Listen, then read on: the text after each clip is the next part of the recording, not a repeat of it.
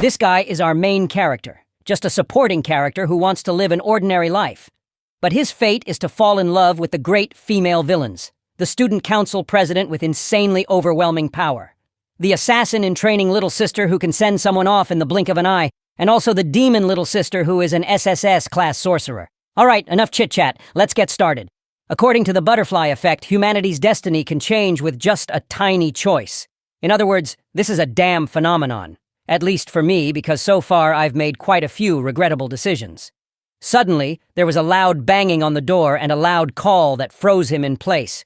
Honey, are you listening to me?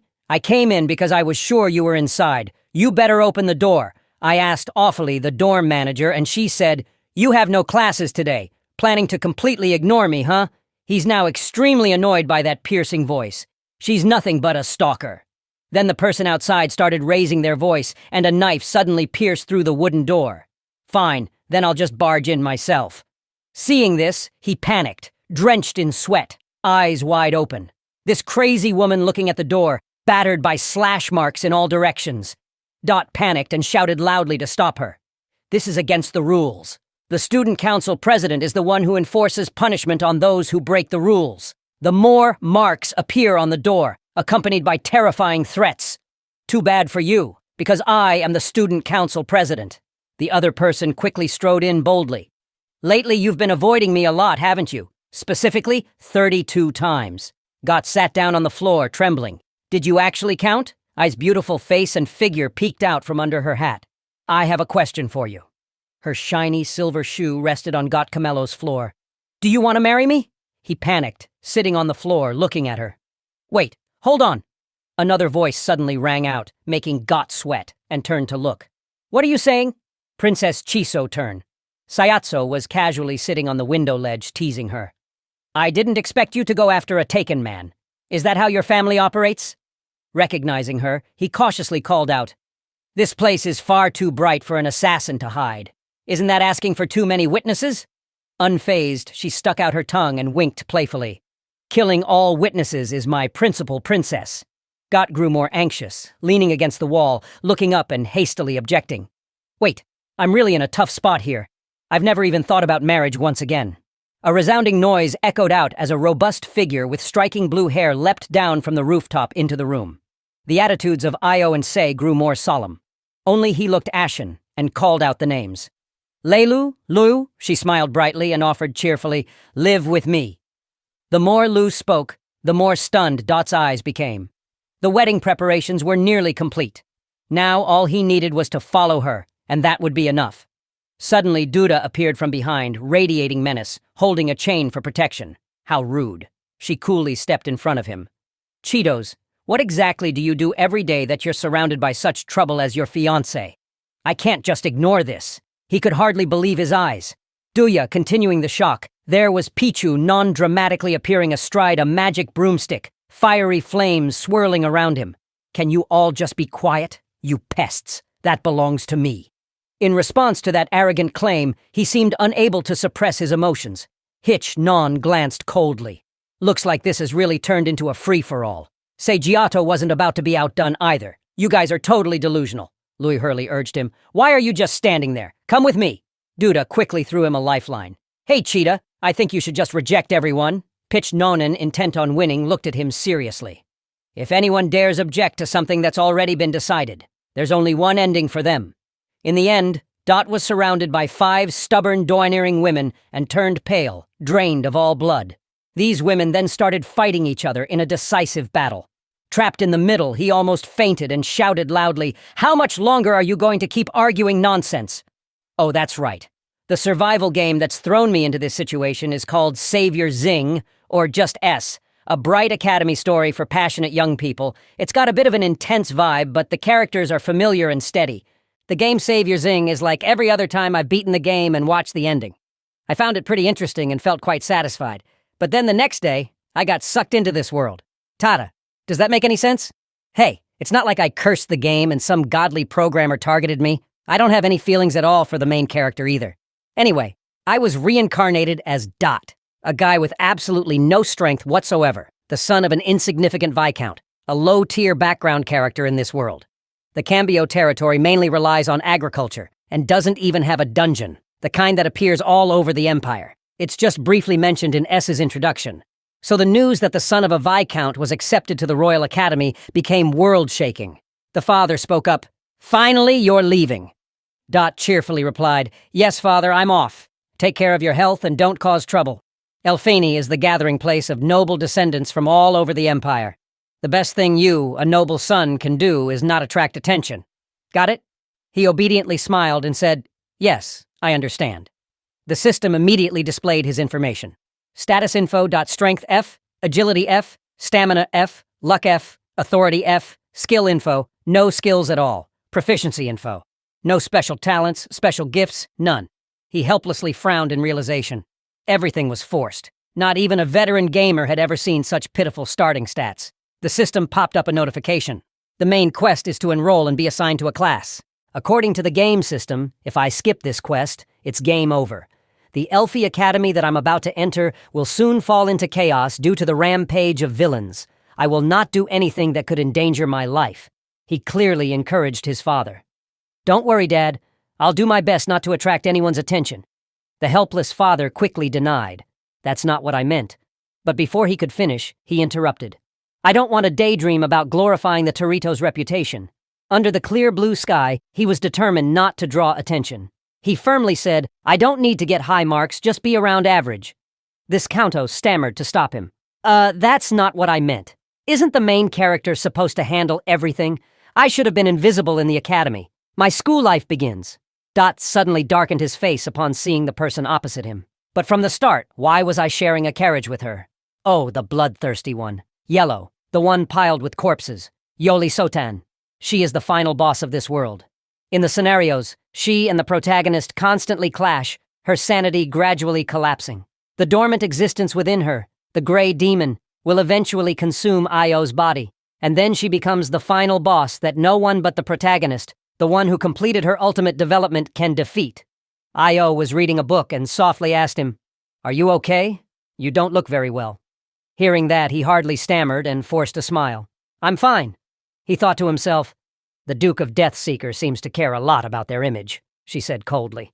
"Me sitting here instead of first class is a deliberate decision to show that we, a high noble family, are approachable too.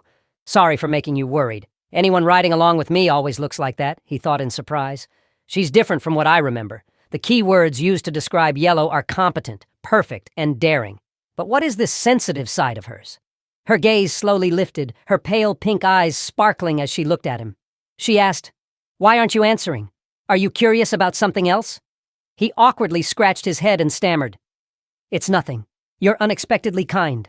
Ella picked up a glass of water and asked softly, surprised, "Have you heard something unpleasant about me?" He hurried to object, but before he could say anything, she continued, "Could it be that we've met before?" He thought he must be crazy. Seeing her sigh, he carefully replied, "I just heard you're pretty strict." She responded, "You're a strange person." The male lead darkened his face and shyly admitted, "Yes." "Well, I hear that a lot." He silently told himself, "I'm just a background character. Don't get involved, don't get involved. Better just stay quiet and look out the window." Looking back now, the scenery around was truly magnificent, with huge boulders rolling toward us as well. Wait a minute, what the heck is that? He suddenly widened his eyes in surprise as he looked at the rock flying towards him. He softly said, "Student Council President." Yo let out a puzzled him.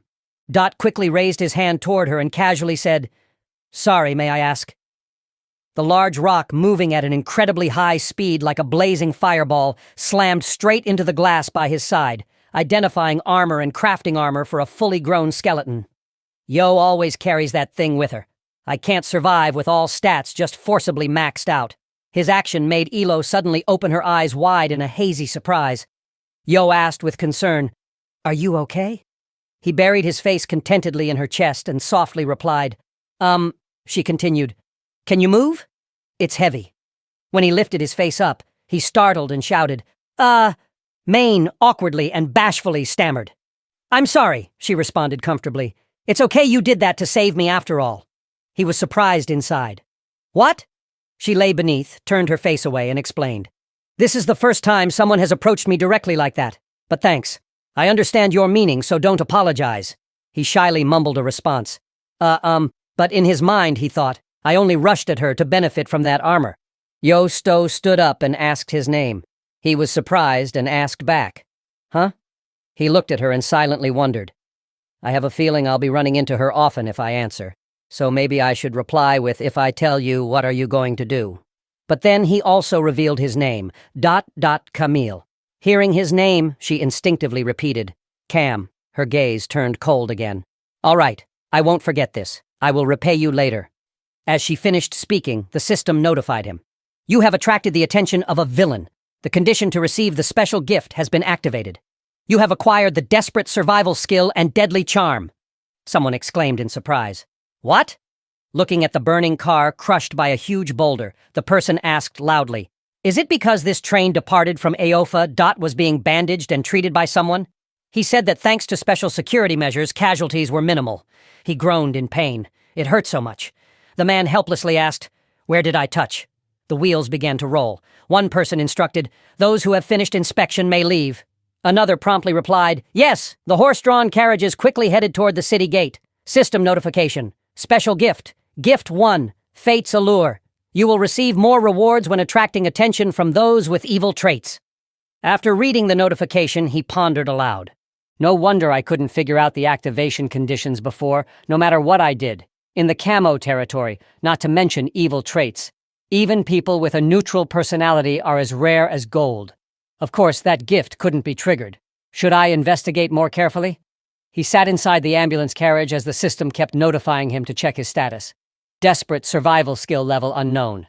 When faced with danger, your stats will increase according to the severity of the peril. Deadly charm skill level unknown. When facing those with evil traits, you can easily attract their attention. The more extreme the situation, the stronger the effect. He seriously stared at the system screen and analyzed. Desperate survival would definitely be useful in combat and help him stay alive. But deadly charm. Can I really have this skill? The system then displayed a reminder. It helps you attract the attention of those with evil traits. After reading, he frowned and wondered. Evil traits, huh? Those kinds of characters in the game include a berserk warrior obsessed with fighting, a psychotic sword god who slashes anyone within 3 steps, a violent assassin who kills anyone for money, a genius magician with deeply warped perceptions. All of them are troublemakers, but at this point, maybe it doesn't matter.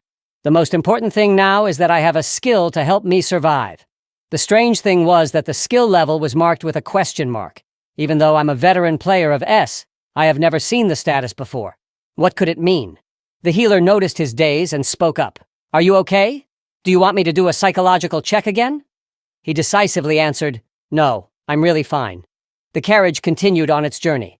Arriving there, Cambio sat on a chair inside. Someone standing above enunciated loudly. Although an unfortunate incident occurred, we still thank everyone for arriving here safely. This year's freshmen are truly amazing. He was lost in thought, recalling his conversation with the healer. He asked him, Hey freshman, I heard you rode in the same carriage as the noble Miss Chiso Ton. He answered coldly. So what? The man mocked. You're just the son of an insignificant marquis with no connections whatsoever. Then he closed his eyes and calmly recounted. I was once a student of Elfante, born from an obscure noble family. Surprised, he listened on. The man continued. Do you really think sitting in the same carriage as her among countless other options was mere coincidence? The Duke dead, so had countless enemies. It's best you stay far away from her from now on. Getting involved with that high nobility will only bring disaster upon yourself. Dot turned to look at I.O. and replied, I will remember that. Just then, the system displayed a notification.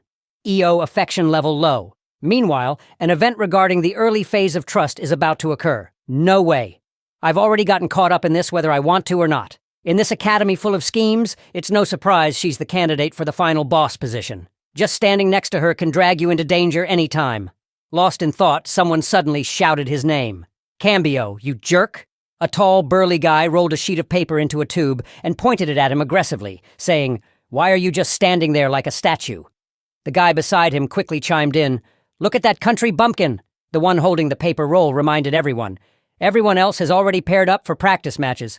Only you're left standing alone.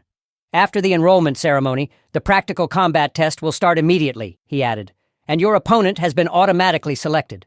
Hearing that, he scratched his head and asked naively, Sorry, Who exactly is my opponent? At that moment, a flicker of worry gradually lit up inside him.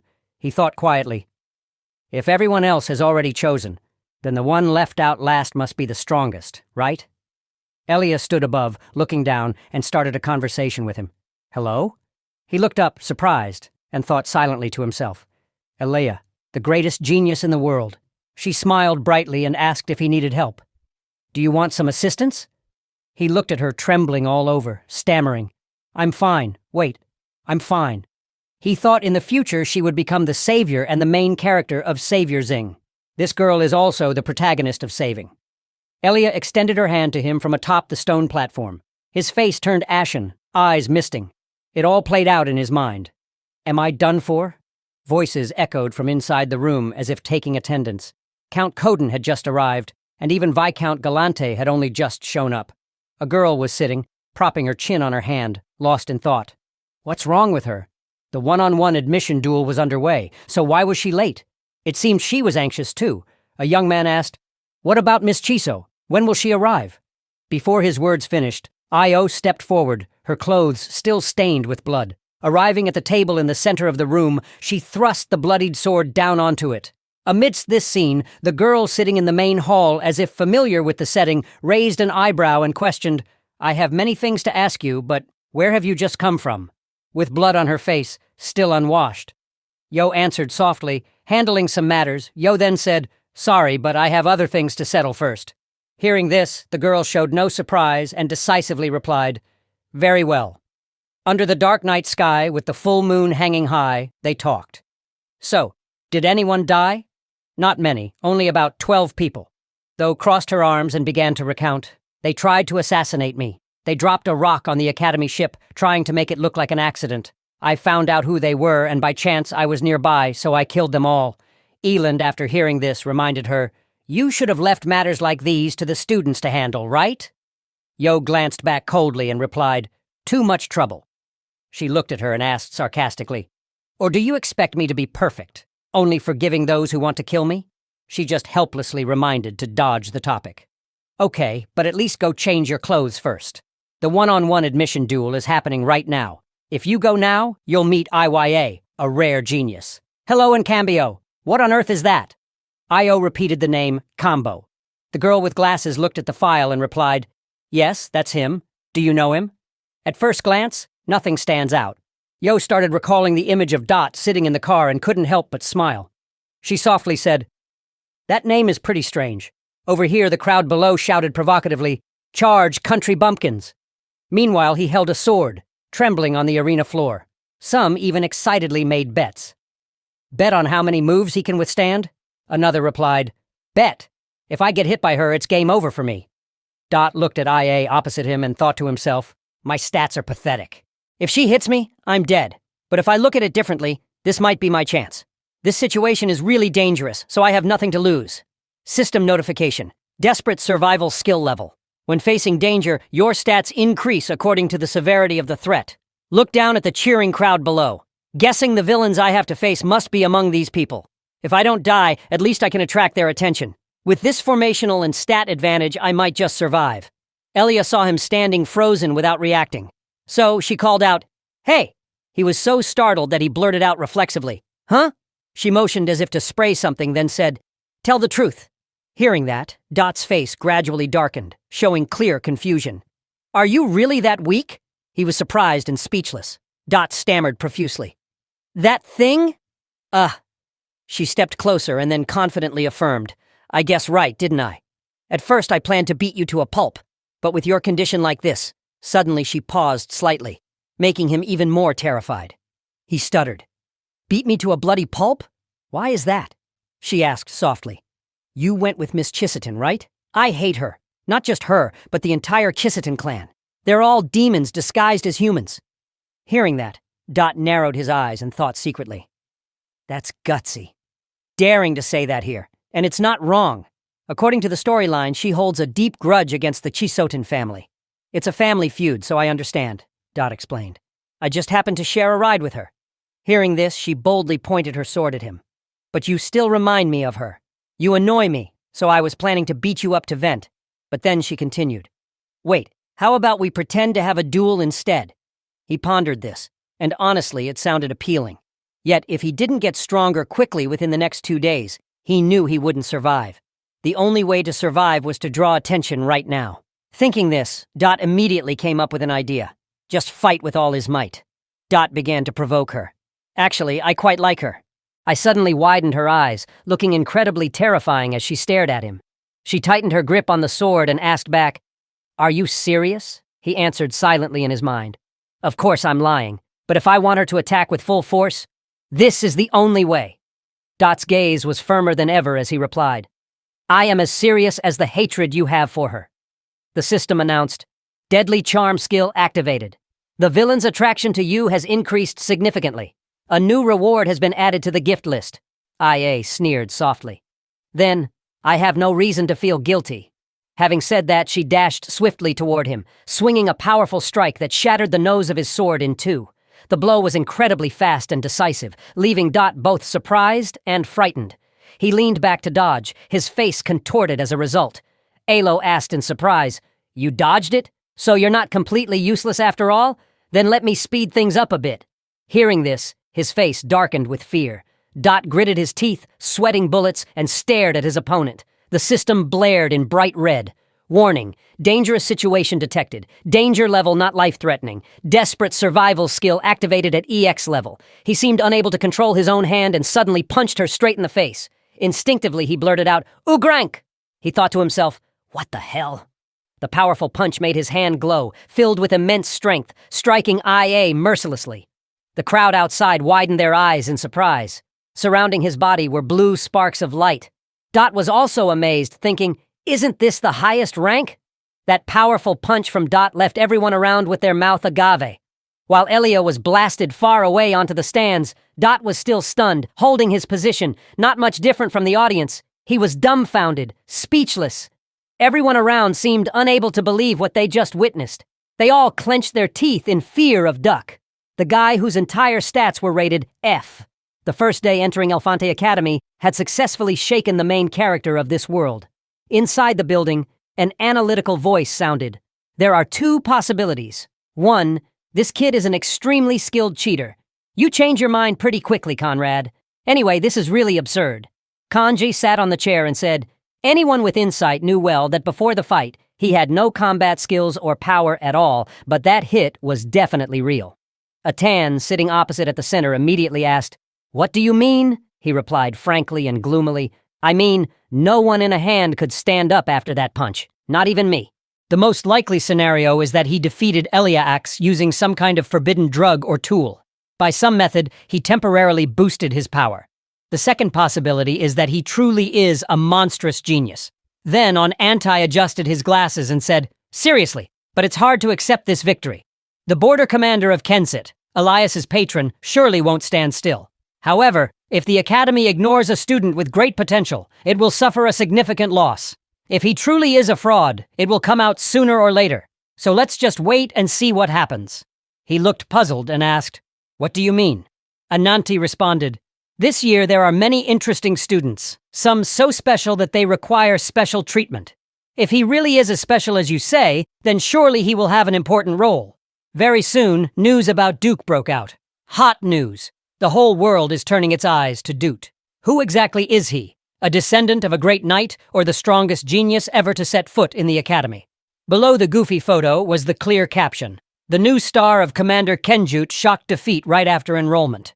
He held the news article in his hand and sighed bitterly. Damn these news. Are they serious? The system displayed a notification.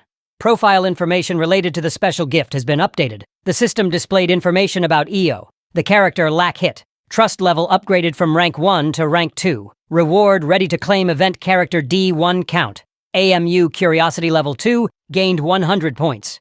He threw the news page aside in frustration and sat back in his chair relaxing while watching the system notifications. The system continued displaying this Count Lubin curiosity level 1 received 50 points. This Count Gay interest level 3 gained 100 points. Dot looked up at the system screen silently thinking, if the development levels go from curiosity interest to trust, and these points can be used in the point shop. He focused and then said the person with the highest curiosity level is Io. But why does the final boss, who supposedly has no interest in me whatsoever, have so many points? The system displayed a reward received from Elo's gift. You received the swordsmanship trait Chiso Ton. Startled, he tapped the screen and said, "The swordsmanship secret art of the Chisot Ton clan, one of the world's top sword techniques. What a steal." He hesitated inwardly. The problem is, this clan is linked to demons, but whatever, live for today. The system showed info for character IAXR. Curiosity level 4 reward cannot be claimed at this time. Seeing this, Dot exclaimed, surprised. Why is she on this list? He pondered curiously. The gifts are only for villains who have positive interest in me, but she's neither a villain nor shows any interest at all. While lost in thought, a knock on the door startled Dot, making him spin around sharply. A voice from outside called out, "Is this Dot's room?" He pondered for a moment. That voice sounded familiar. It was Elliot outside saying, "Elia here? May I come in?" Hearing this, Dot was a bit stunned. Huh? What's going on? Why is she here? If I stay silent, maybe she'll just leave. She looked bruised and pitiful, standing outside the door, softly asking, "Hey, are you in there? If you don't answer, I'll break the door down." Startled, Dot quickly snapped, "Wait, are you crazy?" Elia affirmed in response. "So you are in there after all. Can you open the door? I have something to discuss with you." He gritted his teeth and asked, "What kind of thing?" Elia leaned against the door, shyly, saying, "Just some things that will help us understand each other a little better." Hearing this, Dot was confused, wondering to himself, what the heck is happening? Looking down the long hallway glowing with warm yellow lights, I frowned as she glanced around, then angrily turned her back, muttering as she left. He should just go along with it. Why be so stubborn? Elia recalled when she had been dragged away and had struggled, shouting, "Hey, can we at least be friends back in the present?" I was both annoyed and curious about. Sensing there was something strange about him, she sighed thoughtfully, realizing she did not know how to make friends with men because she was so lost in thought that she didn't watch where she was going. Elia bumped into the person walking towards her, causing a small bag in that person's hand to fall to the ground. As she crouched down to pick it up, the other person spoke. "You should watch where you're going." Embarrassed by the rebuke, she stammered. Elena looked down and asked with concern, "Are you okay?" But seeing it was her standing there, she went weak and was left speechless. Neither of them said a word, just stared intently at each other. Suddenly, I remembered the desperate warning, "Hey, run, Elia!" That reminded her of that stormy night, the whirlwind, the raging fire. When someone stood before her, ready to settle scores on her behalf, she replied with a trembling voice, "I'm fine." Eli's eyes filled with hatred as she instinctively reached for her sword. At her current level, could she possibly defeat this woman? El Chiso. Just as she thought of her name, Io gently reached out her hand. I was stunned, eyes fixed on her, confused inside, but sure that the other had seen her hand. So why was there no reaction? Yo said, "Here, take it back." I grabbed the bag, stood up, and thought, is she implying she doesn't even need to respond to me? Her hand trembled as she handed the small bag back to Io, saying, "Here, take it." Yet Elia couldn't help but wonder, does he also know her?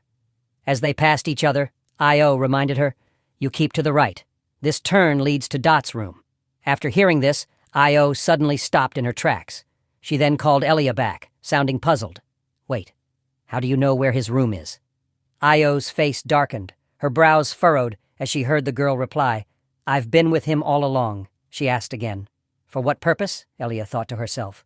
Why is she so hostile? Yet she smiled warmly in return because of the friendship among the newcomers. Io seriously warned, new students are not allowed to socialize with the opposite sex. I was very surprised by this newly added rule. Filled with a fierce spirit, she slowly repeated, "Not allowed." I asked curiously, "Is there such a law?" Before she could finish, Io interrupted sternly. "I just made a rule. From now on, you are not allowed to go to his room anymore." The girl scratched her head in confusion and asked, "Excuse me, but what does the chairman have to do with him?" Yo turned her back and replied over her shoulder, "Nothing at all. However, remember carefully what I just told you." Watching Io's departing figure, I recalled that saying that when he fights, he is as serious as the hatred she feels toward Io herself. Angrily, she thought, there must be something between those two, even if just a little. I should keep getting closer to him. The Alfanti Academy's class placement exam was designed to meticulously analyze every aspect of a student. After a one-on-one battle, students are sorted into groups. Since I defeated the warrior candidate, I was placed in the highest tier group. Everyone seemed proud, but I was the only one worried. The biggest problem is this girl. Yesterday, I tried to push her away, but now she's in the same group as me. The system keeps displaying notifications about the character Elia CXR. Her interest level is nearing enthusiasm. Curiosity level is 5. No rewards granted yet, but the time to change the interest status is close, and an important character will have a special event when this status shifts. Helplessly, I think to myself, her interest level increased again. What's going on? Remembering last night, a snack package and a letter were sent, wishing me luck on this exam. Tomorrow, I start analyzing in my head. So, someone is watching me. Why is all this happening to me? Just then, a voice called out, "Group 1, it's your turn." I sighed deeply and thought, let's put that aside for now and focus on the exam first. There probably won't be too many surprises since this is part of the main storyline. The system displayed information about the character LHS. Trust level is 2. A character event will happen soon. Yosto stood formally and introduced herself. "Pleasure to meet you. I am Elo, the person in charge of this exam." I was utterly surprised when I saw her. What? This definitely can't be a coincidence. Elo's event was originally planned for today, but she's directly responsible for our group. If nothing happens during this exam, that would be the real anomaly. 5 people sitting around the round table were intently watching through the orb placed in the center. They all shared the same view. If this guy really was a genius enough to defeat the warrior candidates, they wanted to see how he would perform in this exam. Let the team leaders guide the test, just in case anything happens. Yo waved his hand and said, "First, let's move to the testing area. We'll address your questions once we get there." LCA suddenly exclaimed, "They must have invested a lot into this place." Someone ahead immediately called out to him, "Quiet and follow along, LCA." Together, they entered a dark place. Someone exclaimed, "This place looks amazing." Another said, "The lights just went out." Yo was silent and thoughtful. Elia beside him urged, "Hey, you said you would answer the question when we arrived. So, is this part of the exam?" Meanwhile, Dot was looking at a lever and thinking, "I think I can answer this." The entrance has been blocked and the power cut off. Suddenly, the system announced the ELO event is now in effect. After reading this, he sighed and thought, "This is a trap, not a test." The system then displayed character information. Alola Shades, next event after the assassination. Surviving assassins are still targeting her. Protect this person. One of the new students in the group spoke up. "They will take care of it. Don't worry." Another person with strawberry dragon hair said, "But we should move. No one knows what might happen here." Dot stood watching from afar, thinking, "Wait a minute. Now I just noticed all these people are members of the main character squad. If I remember the script correctly, this is the place where they first met. In other words, everyone in this room is quite important to the story." Just then, he pointed at a wall firmly and said, "I think the central hall is the most reasonable place to move to." One of them, surprised, exclaimed, "Huh? What the heck? There's a map table there." Dot continued, "There's definitely no relief supplies there. More importantly, it's a large area which will be easier to defend against ambushes compared to these narrow corridors." Chesaw put on a scared face and asked, "Ambushes?" He went on convincing them. "I'm sure you've already sensed it too, right? Chairman and I are not the only ones here." They heard this and didn't quite know how to respond. He continued, "Come on, I'll go this way." I asked blankly, "Huh? Why?" He just replied briefly, "Because it's necessary." She angrily pointed at him and said, "But why? That's completely the opposite direction of the central hall." Thee's face darkened, and he responded with frustration. "I can't say right now, but this is very important. I will explain later." He looked at I.O. and thought to himself, "Yeah, it's really important. I'm not lying to them. Nothing matters more than protecting your own life." "Right." Footsteps echoed through the dark night. Dot spoke up. "All right then, keep walking." He recalled the powerful punch he gave and thought with admiration. "It seems that defeating IA gave my words some credibility. Now I just need to hide until this whole event is over. Anyway, the assassination target is IO, so they won't pay attention to me. I just need to find a quiet corner and wait." While calculating his next move, suddenly someone called out, "Hey, you there?" He tilted his head slightly to look and saw a very suspicious tall guy looking at him asking, "I'm here to fix the electrical system. Can you show me the way? My eyes can't see clearly in the dark." Dot was getting frustrated when the system suddenly flashed a red alert warning of a detected dangerous situation. The group continued moving through the darkness. Chesaw stepped into a puddle, making a splashing sound. She asked, "Hey, Eli, do you think Dot is okay going alone? What if something happens?" IA suddenly realized something and replied, "He must have a plan. Whatever he's doing, there's something off about it." They were talking without knowing that many mysterious masked figures were lying in ambush above. However, all of them had already been spotted by IO. She glanced upward discreetly. As for Dot, he was walking with the electrician. He cunningly thought that the vanguard had been wiped out by that sly woman, but that would only happen if we weren't here. Even this guy is easily fooled. He kept walking calmly ahead of him. The two of them moved forward and he spoke. "Ahead of us is the equipment room." He remained lost in thought. "As a professional assassin, I only need to observe movement to gauge someone's skill level, and this one is just an amateur. I can toy with him a bit before finishing him off, then take his body to eliminate Miss Chisaton." Dot glanced back slightly when he received no reply. The other guy started removing his mask, holding a short sword in hand. "Good. It's time to reward you." He sighed wearily and replied, "Thank heavens. Just as I predicted. If the opponent had some real skill, I would already be in danger. Fortunately, your steps and even your nasal tone, you're still the same guy from my memories." He frowned angrily, thinking, what the hell is he saying? He began gripping his sword tightly and said, "Let's see. Desperate survival skill. Great abam." He hesitated slightly, making him even more irritated.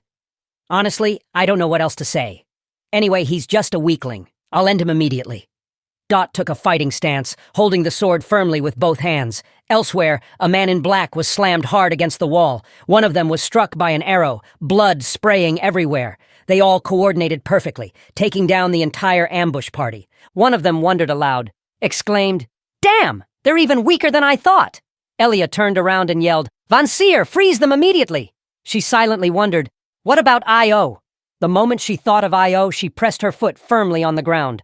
A swift strike from her sword sent 4 ambushers flying, smashing them into the wall. One cried out in pain, spitting blood, while the one beside him immediately collapsed. "Oh," approached an ambusher and asked coldly, "Apart from you, is anyone else deployed?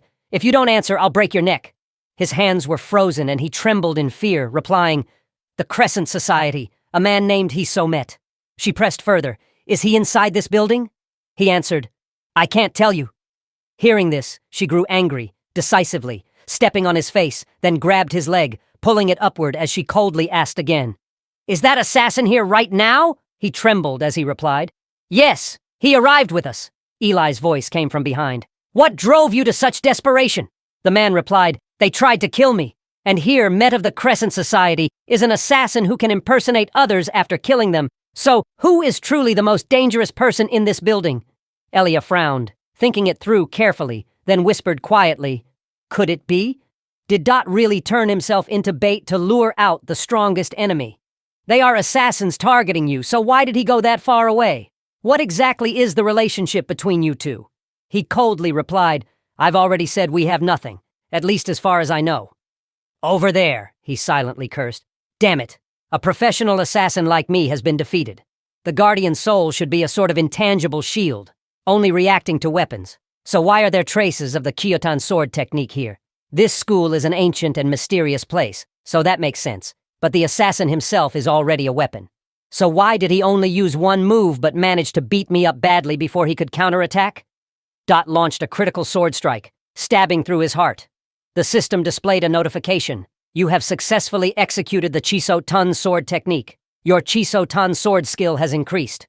He looked at the staff in his hand and breathed a sigh of relief. He angrily thought, "The Chiso-Tun sword technique. Looks like I shouldn't have messed with him from the start." Then he sat leaning against the wall, struggling to speak. "So it turns out you were the one luring me into a trap. Who are you?" he responded confusedly. The system continued displaying. "Deadly charm skill has been activated. The villain was stunned by your meticulous plan. Thanks to the game system, you can't use weapons at the save point. That's why I brought him here. When he saw you didn't respond, he sneered and said, 'I guess you have no intention of answering. Fine, let's continue,' you calmly replied. 'I don't intend to kill you,' he asked in surprise. 'Why? You just instructed this time. Send the message. Don't foolishly get close to Miss Chisotan anymore. And also tell them even a top-class assassin like you nearly lost your life.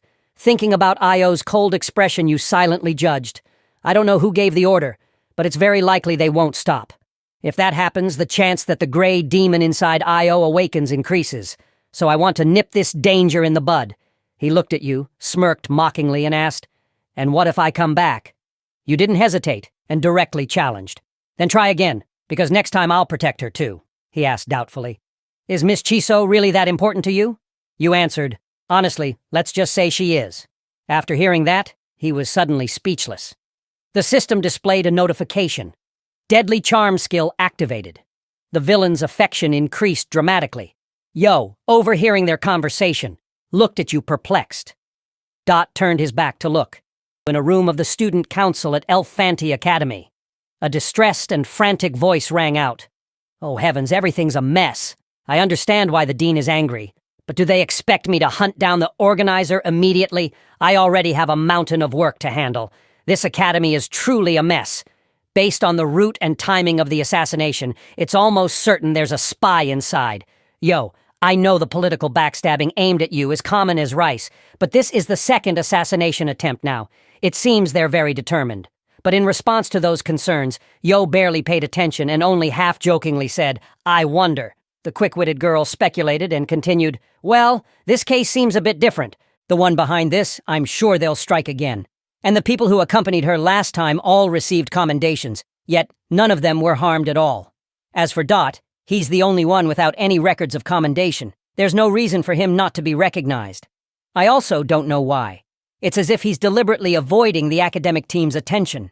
Hearing all her friends' analyses and doubts, Io kept repeating, "I wonder." Her friend was interrupted and angrily snapped. "I'll punch you if you say I wonder one more time." Yo was unafraid and provocatively replied, "Just try it," extremely annoyed. Her friend grabbed a bottle and threw it at Io, shouting, "What on earth is wrong with you?" Io easily caught the bottle and emotionless asked back, "Is there a problem?" Her friend lost patience and said, "You've been spacing out all day. Can you focus at all? I don't know what's going on, but if you don't tell me, I won't help you anymore." Suddenly, Io spoke up. "I think I'm starting to have feelings for someone," surprised as if she couldn't believe her ears. Her friend asked again, "What?" Yo gently repeated. "I said, I have feelings." Immediately, a question burst out. "No need to think. Who?" "Yo," Shilly said. "You just mentioned him," her friend asked with surprise. "That country bumpkin Camblo." A silent atmosphere engulfed the whole room for several seconds. Only then did the girl seem to process the information and asked in surprise, "Wait, hold on. You like that rustic guy?" Yo immediately retorted, "I never said that."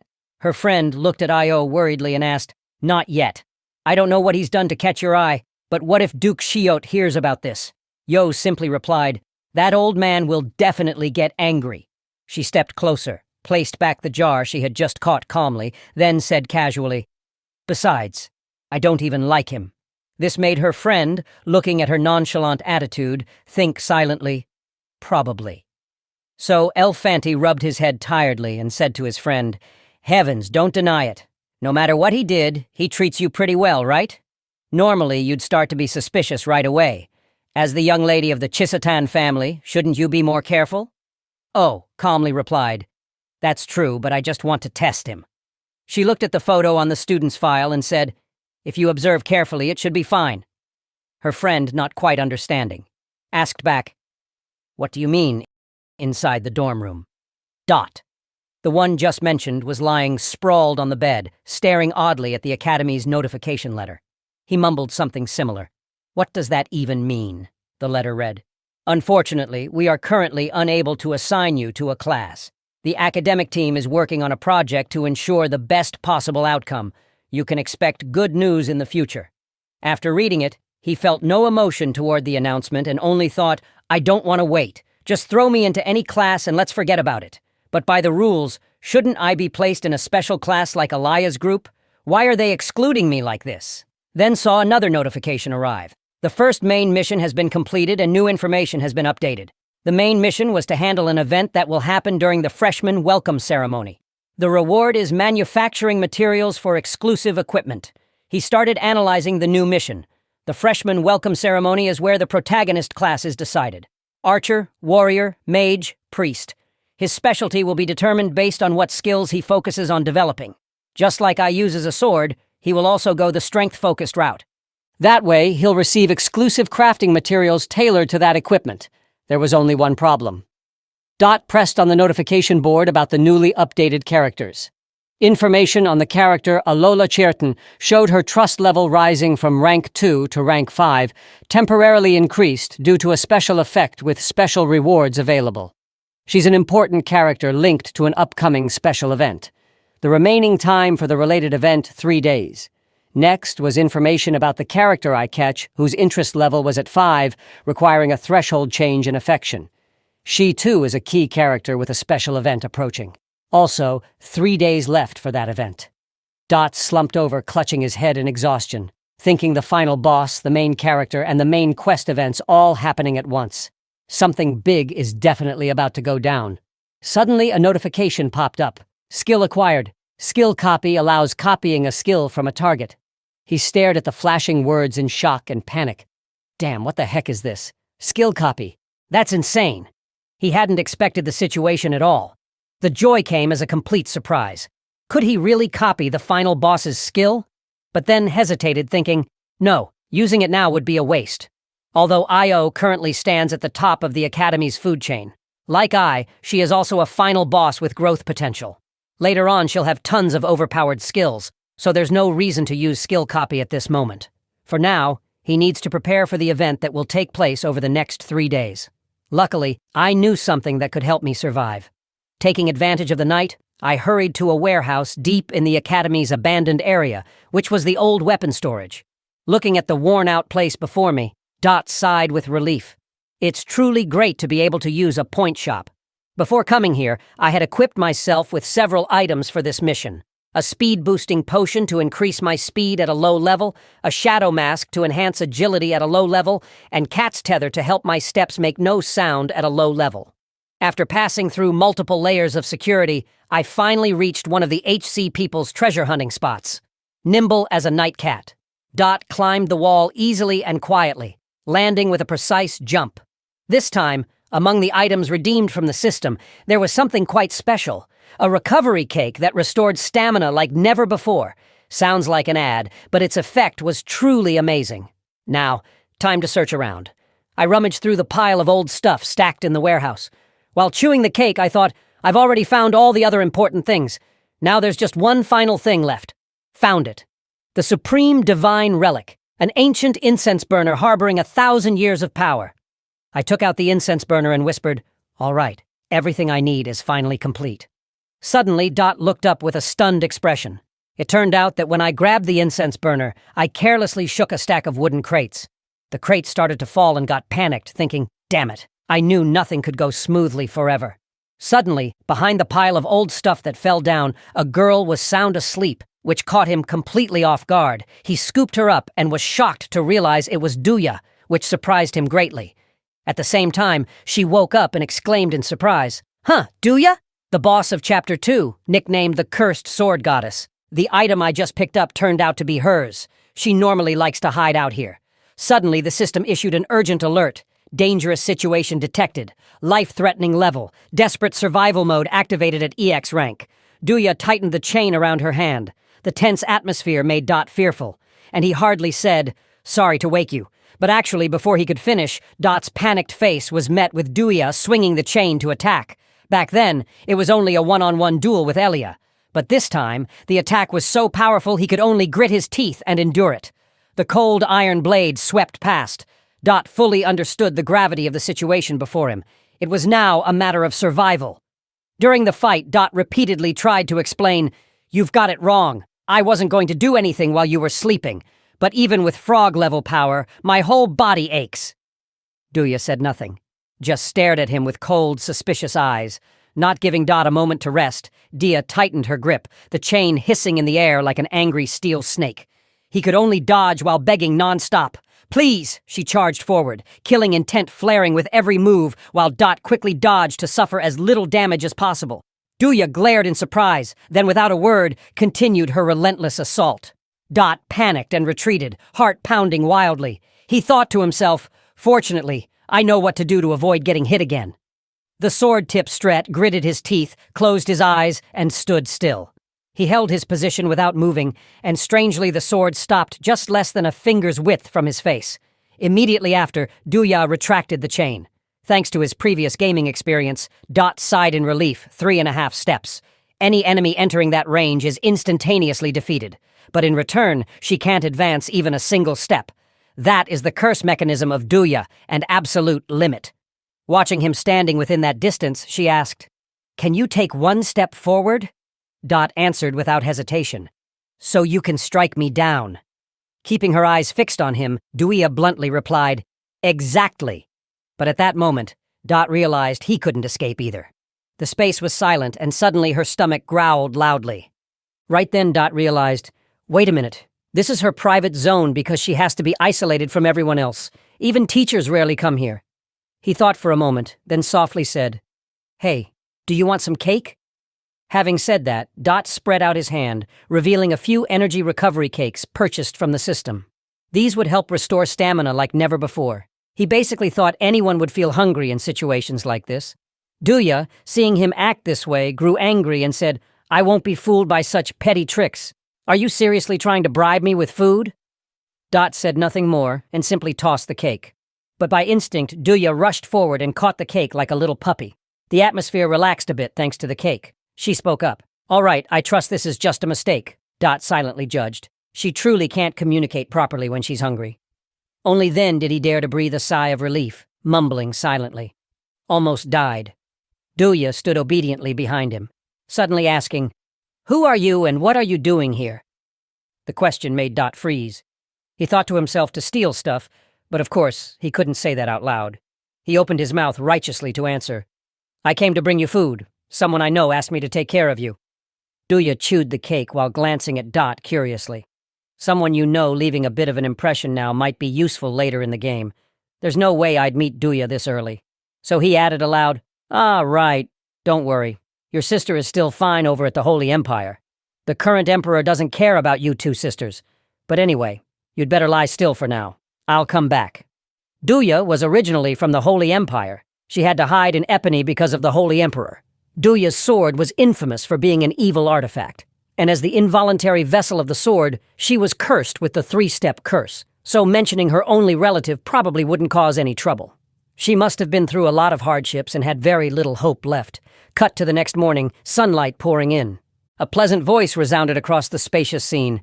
"This is the Academy building. Over there is the gymnasium, and beyond that is the training ground.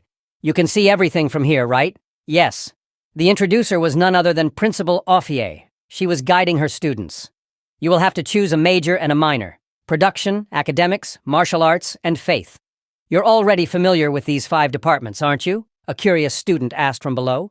"Does the tribe have the same educational system as the Holy Empire?" Miss Alier smiled, clearly not bothered by the question, but rather amused. "Indeed, our teaching mimics warfare training and the Great Holy Sanctuary. Don't even think about transferring schools. Let me explain more about the majors." Amid the students listening attentively, Dot stood silently, her mind spinning with her own thoughts. This was the orientation event where she could gather more information about this world, but she couldn't afford to miss it. Otherwise, all her previous efforts would be for nothing, impatiently thinking, why do they keep asking? Then, a nearby young man pointed afar and asked, "Principal Awaley, who manages that area?" Almost completely isolated from the academy, a vast area appeared, covered by a shimmering protective barrier. The faint light looked like a boundary line between real and unreal, between magic and reality. The teacher replied, "Correct, but that area is forbidden. Anyone who enters will be punished immediately."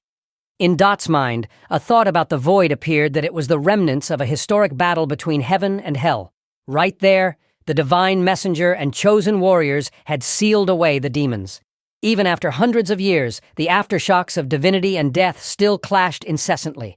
This area is crucial in case the demons break the seal. Therefore, the Holy Empire, the Tribal Alliance, and the Empire established a golden triangle to monitor this area. Alfanti and Othermes are also part of the system. Snapping out of his thoughts, Dot returned to reality, and the atmosphere of the trainee orientation became clear again. Luca, with hair that stood out in the crowd, raised his hand and asked with a mix of curiosity and excitement, "Principal Aw, can we go closer to take a look?" awfully gently replied. Standing at the edge of Japan's protective shield is allowed. Inside it we will be safe. In the crowd, Dot quietly smiled with joy, silently giving thanks. All right, the next plan is to leave, have lunch, and then come back here. I have other matters to attend to. The angels, beings capable of overturning mountains and draining oceans. And Japan, entities even higher than angels, created this barrier. The group of students now stands right in front of the barrier, just a few steps away from the void region. Fiat Zhang, arms spread wide, cheerfully proclaimed, "Let's have lunch here." The students smiled happily, resting while exploring the surroundings. Even though they were standing before one of the most dangerous places, thanks to Japan's barrier, the academy could exist near this perilous zone. Dot clenched his backpack strapped tightly and looked at Miss Awfully, asking for permission. "May I step a little further away? I don't feel very comfortable standing here." She frowned slightly upon hearing this and thought, this boy has been the topic of much gossip among classmates about recent events. Yet she warned him, "You can't go far or you'll get into trouble." Dot quickly replied, "Yes, from afar." Lion saw this scene and muttered angrily, "That country bumpkin is becoming arrogant just because he's getting attention." In a secluded place, Dot took out an ancient incense burner and filled it with powder made from chillin horn, phoenix feathers, and a fan crafted from coral. Everything was ready. The ultimate divine artifact, a portable incense burner imbued with divine power. At that very moment, a dazzling swirl of mystical light suddenly appeared in the air. He stared at it without blinking, wondering, I haven't missed anything, right? I came all this way just to use this thing. This thing lets me reach entities that normal people wouldn't even dare dream of. This thing lets me reach entities that normal people wouldn't even dare dream of. A fog appeared. A voice sounded somewhere. "Where did you say the Allied forces are?" The guy said to flatten the ground, not dig trenches and leave them. He looked intently ahead. Someone said, "They say it was the Zion guys who did this." Following his gaze, someone was digging the earth, saying, "Look, hey, rookie, do you think flattening means digging holes?"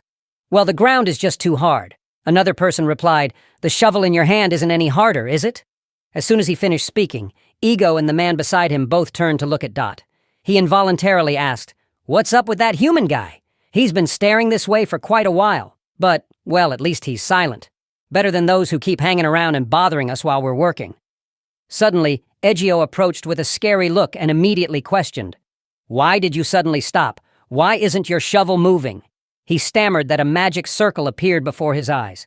Meanwhile, the two over there were still arguing. "It's moving, man! Spread out, stop digging downwards." Then someone shouted with a hint of fear.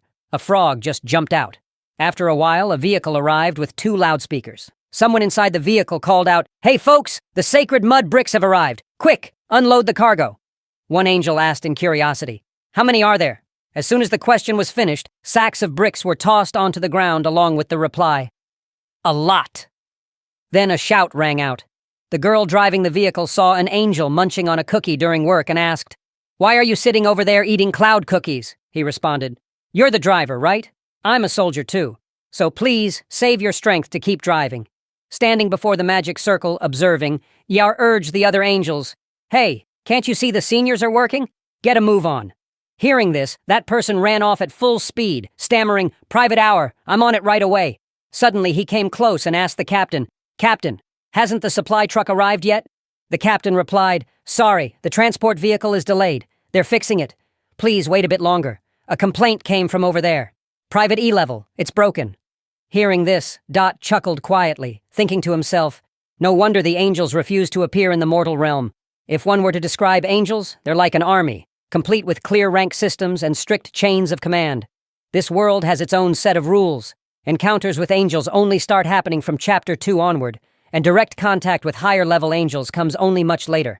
I know what they want. Something simple and basic, just moments later. The place where he'd been sitting was filled with neatly packed food boxes. Dot exclaimed, "Thanks for the meal." He immediately took the first bite, the delicious taste making it unable to help but squeeze his eyes shut in enjoyment. The aroma spread, catching the attention of the angels, who whispered among themselves, "He's still looking this way. What did he bring? Look at him eating so heartily. Can we ask for some? You're not qualified yet, so why are you just standing there? Get to moving those bricks."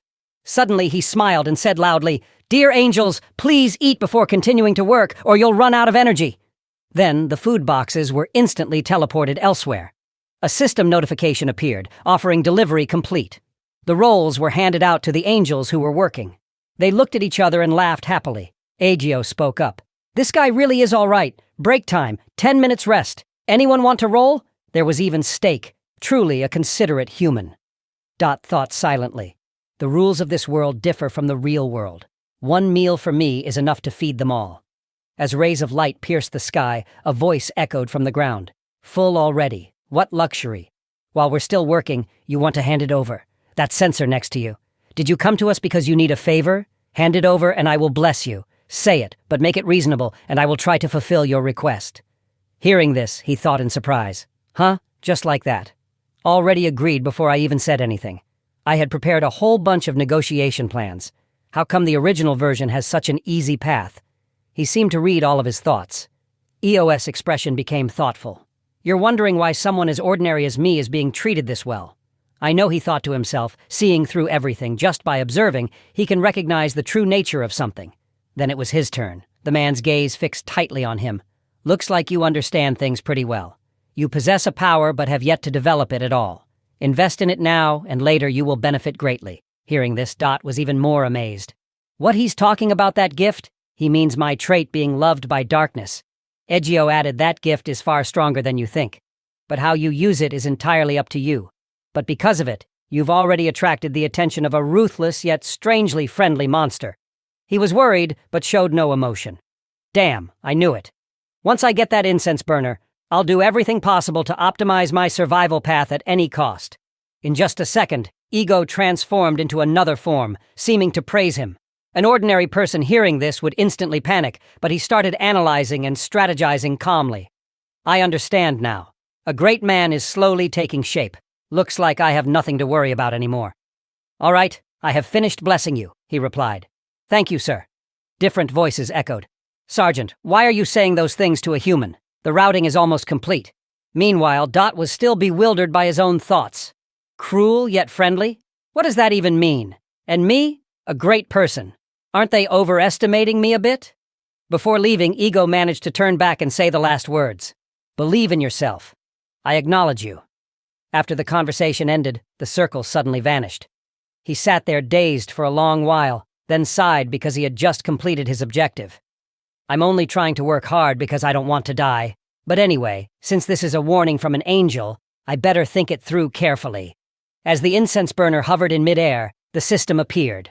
Supreme Divinity C++ contains a special power drawn from divine beings of another world. It has 2 aesthetic skills. C converts all bonus stats into stamina by using a small amount of mana. Cooldown 20 seconds can evolve through the Proof of Faith shield. AC uses a small amount of mana to create a one-time protective barrier and gain a stamina effect. Cooldown 20 seconds can evolve through Holy Wounds. He closed his eyes, his soul troubled by vague thoughts. That angel just granted me some pretty useful blessings. Physical stats relate directly to health, so they impact survival chances because desperate survival can help me level up stats quickly. These skills will surely be useful, but the most important thing is evolution. In this world, things that can grow naturally improve in performance over time. Getting this so early in the story is truly a stroke of luck. A system notification appeared. "Consuming a small amount of mana," he thought. But the problem is, that's just a distant dream for someone like me without a single related trait. If I can't use mana now, I'll have to find another way to temporarily replace it. That's also why I came here. The person in front of him reminded him, "You're not focusing at all." He replied, "I'm still listening." "Yeah. Did you hear what I said?" "I heard everything. You said we need to form a 2-person team, right?" He had a slightly silly expression. "Do you even know what a 2-person team means? So where's your companion?" Hearing this, he smiled confidently and replied, "She'll be here soon," he mocked. "Who would want to go along with a nobody like you?" He said, "I'm not lying. This place will be bustling soon. What are you talking about?" He glanced at his watch and analyzed. "My companion is more than just famous." He thought to himself, "She should appear soon given the course of the story." No sooner had the words left his mouth than I appeared right behind them. "Hello, sorry to bother you. Is this the Monster Research Department?" Dot turned back to greet her, thinking to himself.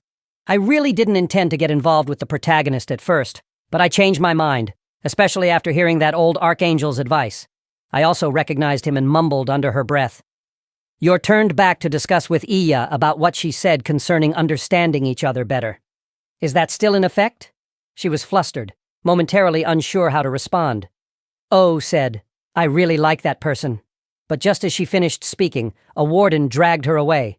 The two were separated, and the others whispered among themselves.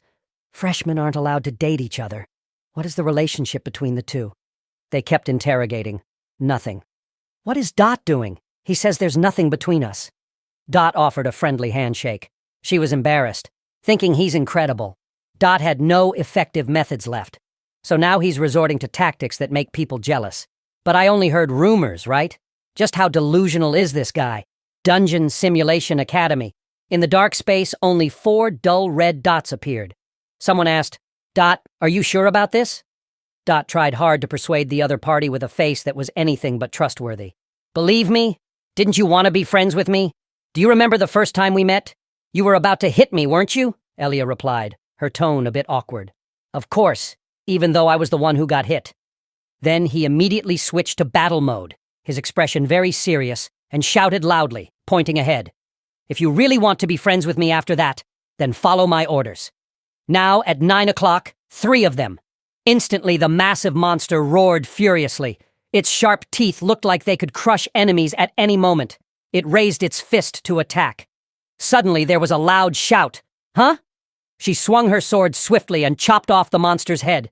Everything happened in the blink of an eye. At that moment, Dot spoke up. 2 more from the ceiling. Those were 2 bat-like monsters, but with long fangs and sharp crimson eyes, looking extremely fierce. Using observation combined with her knowledge and experience, Dot quickly informed, their weak point is the neck. Don't aim for the wings. Attack their bodies directly. Elia reacted lightning fast, slicing both monsters with 2 swift sword strikes. At that moment she spoke, sounding dissatisfied. Brother, don't just stand there giving orders. Lend me a hand. But the only reply she got was a short, no. He kept observing and giving instructions. 2 blades were lunging in from both left and right, but she just needed to flick them away, only holding out for 10 seconds. The blades came at lightning speed. Surprisingly, I skillfully dodged them all with Dot's directions. Next up was the paralyzing poison. The poison sprayer was on the right. Destroy that immediately. IA swung her sword decisively, slicing the poison sprayer in half. Dot continued to guide her. Next, dodge the 3 arrows flying from our side. Just stand still. 3, 2, 1. Now an attack came from behind. Hearing this, Elia panicked and immediately turned around. Though surprised, she managed to block the attack thanks to Dot's guidance and her quick reflexes. Facing the ongoing situation, Dot gave instructions and she followed them, which made Elia annoyed. If you knew everything like this, you might handle it better than me. If we worked together, we'd clear the stage way faster. All this time, he had only been cheering and giving directions instead of fighting. Hearing this, Dot froze. I want to help, but I can't. I'm just trash stats, all FS across the board. This is just a simulation battle with no real danger, so my desperate survival skill won't activate. These are merely artificial entities running on preset programming because desperate survival isn't an all-powerful skill. I have to quickly boost my stats. Suddenly, Elia lunged toward her face, set with a fierce determination, brandishing her sword as she charged forward, shouting. His face went pale again, eyes wide open, pupils constricted, forcing a strange smile. That's just too cruel. IA leapt up, unleashing a powerful sword slash that severed the head of a towering humanoid monster standing behind. Her expression was intensely resolute and confident. Dot, witnessing the scene, could only gape in astonishment. As she landed, fireworks were fired off at a terrifying speed, shattering her previous record. Elia, still stunned, asked in confusion, "What the hell is going on? I'm fighting alone but setting records. This was supposed to be a stage for 2 people. How did it turn out like this?" His smile was a bit forced. Dot silently judged, though I look like a mess. I'm really a true commander. Then he responded to Iya. Looks like we're in luck. The next area will be a bit harder, but let's keep going. Good luck. Yet Dot probably couldn't see just how furious she was. Her brows knitted tightly, eyes squeezed shut, teeth clenched so hard she didn't even bother to turn around and curse. Apparently, someone was watching the entire battle through a magical mirror, the observer praised. They're actually doing pretty well. This was the head of the spa by department placing a hand on her lips before deciding. Looks like we'll have to allocate more budget for simulated battles next year. Then she turned to ask for opinions. What do you think, Rat? A man dressed in a military green uniform placed his hand on the head of another person barely over 1 m tall and asked, "Is this the design from the tactics department?" The other person replied, The man in uniform was Conrad. He continued, "But more importantly, it seems we're quite lucky that the target performed that well." At this, Bai responded, "Are you talking about that girl?" The warrior candidate from the later class. They've progressed extraordinarily. Definitely worth noting. But immediately after, he corrected himself quickly. "No, not her. It's him. Doc Cambio." I made a face, clearly annoyed, and pushed back. "That scammer? Isn't he just tailing the warrior candidate like a leech? That's the issue with you so-called mages who twirl their pens all day. Why are we even arguing about this?" But Conrad answered firmly. That warrior candidate could never have broken these records alone. She's full of surprises. What then? He explained. Anyone can see that she's stronger and the main fighter, but he is the key. The way he positions teammates, issues commands precise to the second, his flawless coverage. Every move he makes is the most accurate decision possible. KJ silently assessed that everything was meticulously calculated. It was as if he had fought countless brutal battles on the war front before. Afterward, he turned to BY and suggested placing a bet, which briefly surprised her. At this moment, Dot and Yahello heard the mic check announcement. "This is Kiat from the Knights Department. I'm starting to get interested after observing you two. The Magic Department has decided to place a bet. The topic: can you two survive the freshman year? If you do succeed, I'll grant you a special privilege. You can request anything at all." Upon hearing this, Bo couldn't help but be surprised, her confused expression clear. "Huh? Why would you go this far?" he continued. "If you feel pressured, I won't force you. Given your current situation, this request is almost impossible." But surprisingly, Dot responded confidently and clearly. "No problem. We can definitely do it." IA was extremely alarmed, her face uncertain. "Huh, dude." Dot's confidence displeased by who looked at him suspiciously. But Conrad was the opposite. "I'm betting on your success. So let's begin elsewhere." Aunt T complained with displeasure. "Wow, what on earth is going on here? I understand you came here to clear your head." But suddenly, a voice cut in. "Give me some water now," she continued to scold. "But do you really have to make such a big deal out of it?" Olay sprawled there tiredly, reaching out to take the water bottle, speaking heavily. "There's something I want to remember, but I don't quite understand Elo's meaning. I want to recall it. When I was little, my mother taught me these techniques, but I don't remember clearly, so I'm trying to review them. A demon lives in the lifeblood of the Kyotan clan. This dark rumor has two sides. One is the extraordinary inhuman talent they possess. When asked, 'Yo, aren't you overdoing it?' she slightly opened her eyes and said, 'The other side is sudden bouts of madness, moments of extreme violence, and the degradation of reason. That's why, although those of the Kyoton clan have achieved countless great accomplishments, their final years are always tragic.'" Then she paused, opened the water bottle cap, and drank continuously. Iante asked, "It's not that serious, right?" She sat up abruptly and answered, "It's nothing to worry about. I don't care about it anymore." She didn't believe her and asked again, "Really? Then I guess I can speak frankly." "Oh, put down the water bottle. Looking serious. Why are you being so cautious? I told you nothing can trouble me now." The girl with reddish-brown hair replied about that. "Someone told me to report immediately. I heard this from a group of EMATs currently with the warrior candidate of the next batch." Hearing this, Elo turned to the warrior candidate of the next batch. She quickly confirmed, "Yes, Elia catch the girl who once fought D." She drowsily deduced.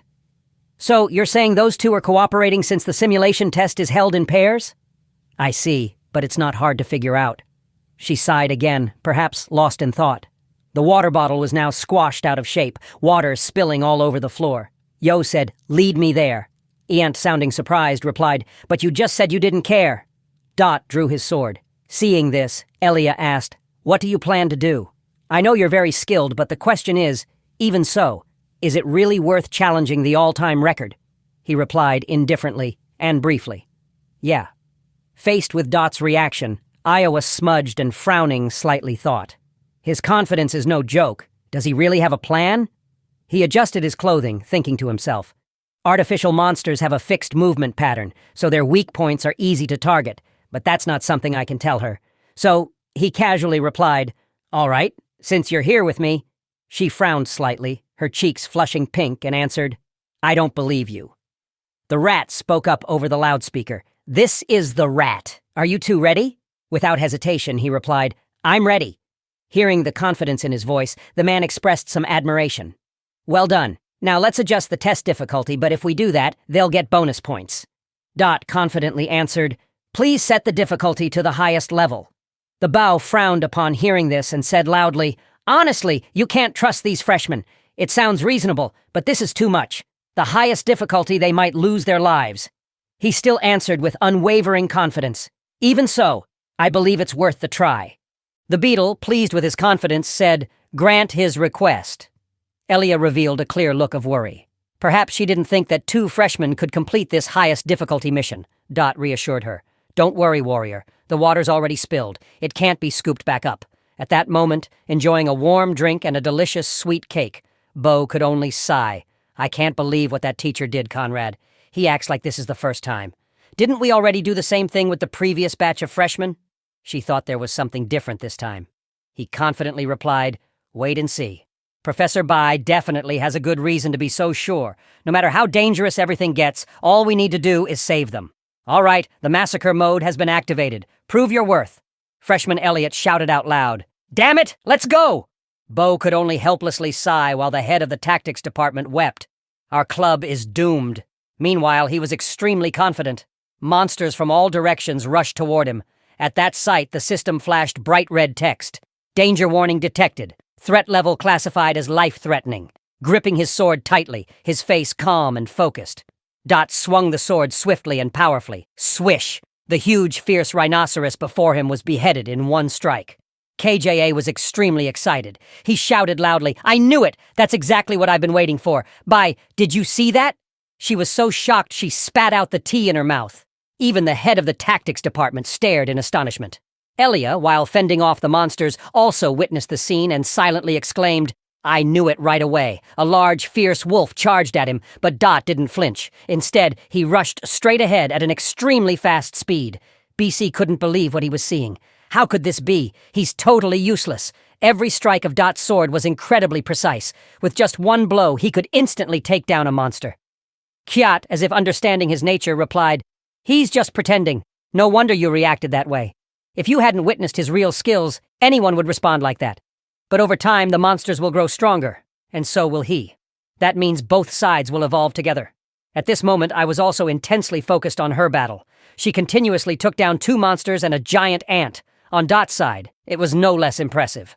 The number of beasts defeated was comparable. Both kept eliminating many powerful monsters. I gritted her teeth, bent her knee, and swung her sword. Her figure and weapon gleamed dazzlingly and sharply. After delivering a finishing blow to the giant ant, she shouted, Now it's your turn! He immediately understood the meaning and responded, All right! Then he used Elia's shoulder as a springboard to leap up. Carefully aiming the exact position, preparing for a magnificent sword strike, the Chiot Tan Lav sword technique, he unleashed countless critical attacks on the giant ant. After that, he successfully landed in a very graceful stance. An announcement rang out. Congratulations! This power is truly astonishing. Docell and Elia Kane Nexer, you have broken the all-time record. But it seems the giant ant has not been completely defeated. It raised its sharp leg, aiming to pierce through him. Elia sensed the danger immediately and warned. Huh? Dot. He turned in surprise and saw that the attack was heading very close to him. Suddenly, a golden light flashed by. Kanji's precise and powerful sword strike caused the body of the ant to explode into 100 pieces. He still seemed shaken from that perilous moment. Getting back on his feet, he had successfully cleared the obstacle and landed right in front of Dot, quietly praising. It seems this record won't be easy to break. His face still looked dazed while the other one kept chattering non-stop. Who would have guessed that a rookie could handle Elfant's artificial monsters as easily as mowing the lawn? Though Elia was so exhausted he could barely breathe, he remained excited, Professor Kungiat said with a voice full of satisfaction. Thank you, warrior candidates, for your efforts. The giant Samar stabbed into the hilt, grinning triumphantly. I win, Percy. Now Percy's lips curled down slightly, as if still unwilling to accept it, unable to believe it. Not long after, the results came in. He and I were reading the reward decision together, both approving enthusiastically. They got access to the entire warehouse and the right to request anything from the head of the magic department. IA shouted excitedly. That's amazing. Dot was also pleased. Never before had a freshman enjoyed such privileges. Quite a generous reward, isn't it? Then she turned to him and asked, "Hey, Dot, I've noticed this for a while, but why are you always so calm?" Dot calmly asked back, "What do you mean?" IA smiled softly and replied, "No matter what happens, you always act as if you already knew how things would turn out, or as if everything is going exactly to your plan. There's something about the way you behave that feels like that." Seeing her evaluate him this way, he thought inwardly without speaking. "Of course, because I already knew everything in advance." "Fool!" Elia extended her fist, signaling she wanted to bump fists. "Hey, Dot!" he asked confusedly. "What?" Her face brightened as she answered. "Isn't that what friends do? I mean, just a fist bump." He responded somewhat indifferently, but at the moment their fists touched, the system displayed. Koja's curiosity level is now approaching a reliable stage. Dot asked, "All good?" Eli's cheeks flushed lightly as she gently replied, "Yeah." Then she turned and ran off, leaving him standing in the courtyard waiting, her voice cheerful. "See you tomorrow." Suddenly, someone spoke up with an evaluation. "I don't know if she's a friendly type or just simply strange." Da shook his head in response. "Yeah, I think so too." Then he suddenly realized this voice was very familiar. Wait a minute. Student Council President O remained calm, her face without a trace of emotion as she asked, "Do you like that freshman girl?" Seeing he didn't answer, she cleared her throat, startling. He was flustered, stammering and unsure how to respond. "What her?" Then Dot thought quietly. If desperate survival mode isn't triggered, it seems she has no intention of doing anything to me. Wait, isn't that obvious? I'm not even her boyfriend or anything. But Io didn't intend to drop it and continued with a more serious tone than before. "I'm only asking once. Do you like that freshman girl?" Dot hesitated, unsure how to answer when suddenly the system's warning sounded. Danger detected. This frightened him. His face turned pale. An indescribable feeling swept through him. He felt he had to say something while the system kept warning about the detected danger. At this moment, Dot also spoke up remarkably composed. "So what?" Student Council President Yeo was surprised. "What?" His confident aura didn't last long before he was overwhelmed by her presence and got flustered.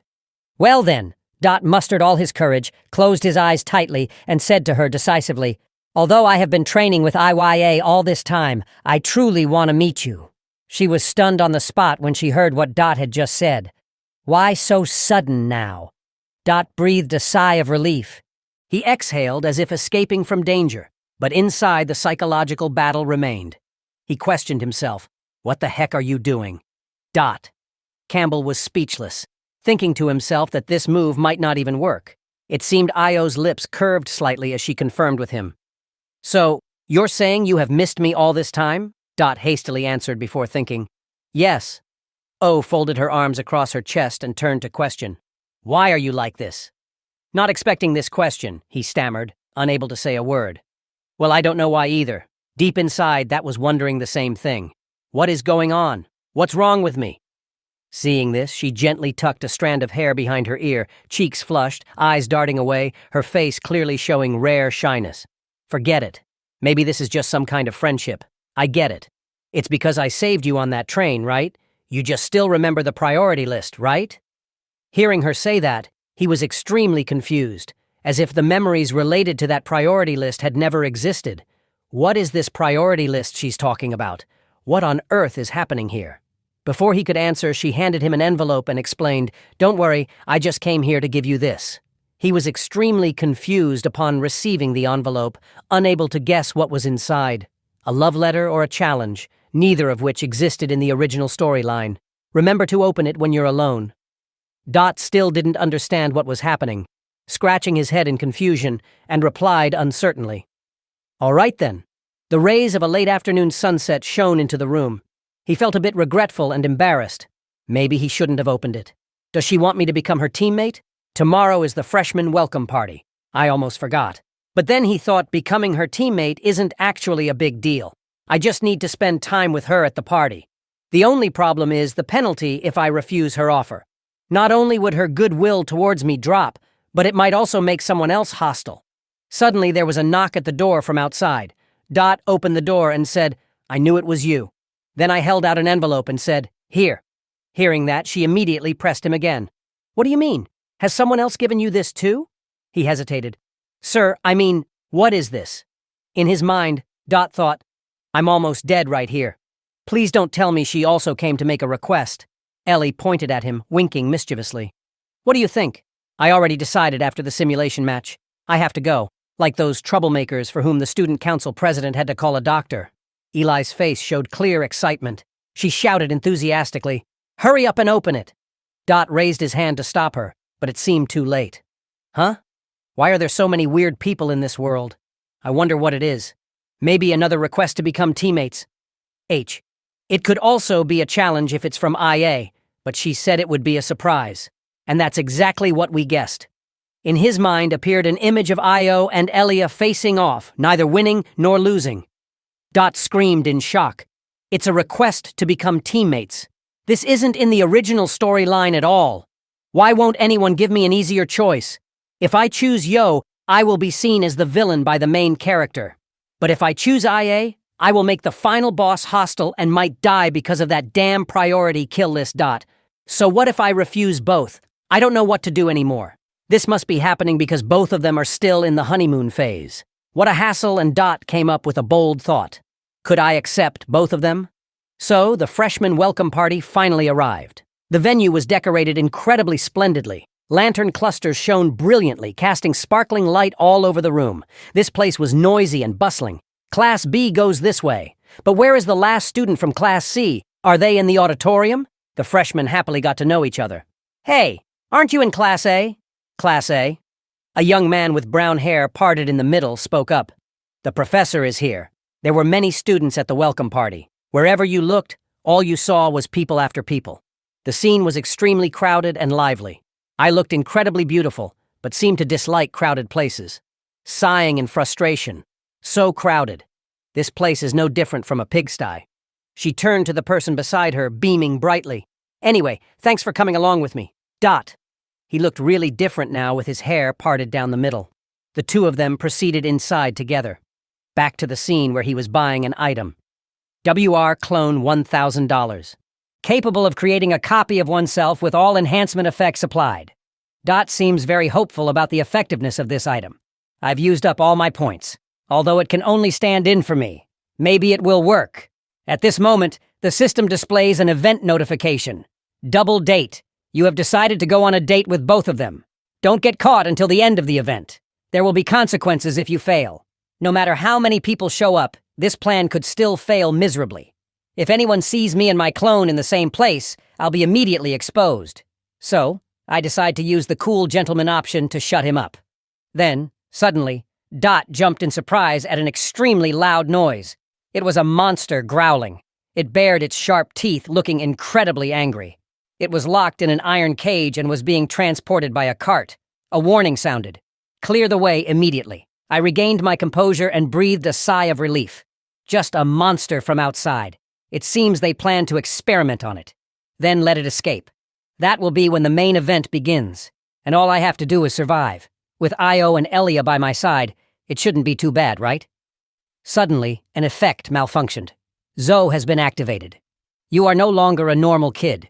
The effect you just bought is now applied. I suddenly realized my body was emitting a strangely alluring scent. Yo appeared. Here I am. Dot jumped. Oh, the student council president. She quickly recognized the scent. Huh? What is this? What smell is that? Are you wearing perfume? Dot defended himself. No, the flowers here just smell nice. But Io still trusted her own nose. I know that scent is from you, but this smell is driving me crazy. Dot tried to brush off the strange fragrance on himself. He was annoyed. What's this Fosaman thing? Please stop it. Yo closed her eyes as if trying to hide something, and a system notification popped up. The Foso effect has been applied to the target. The target is doing their best not to be attracted to you. At that moment, Dot was stunned when he heard a sweet voice beside him who cast a shy, worried glance into Io's eyes.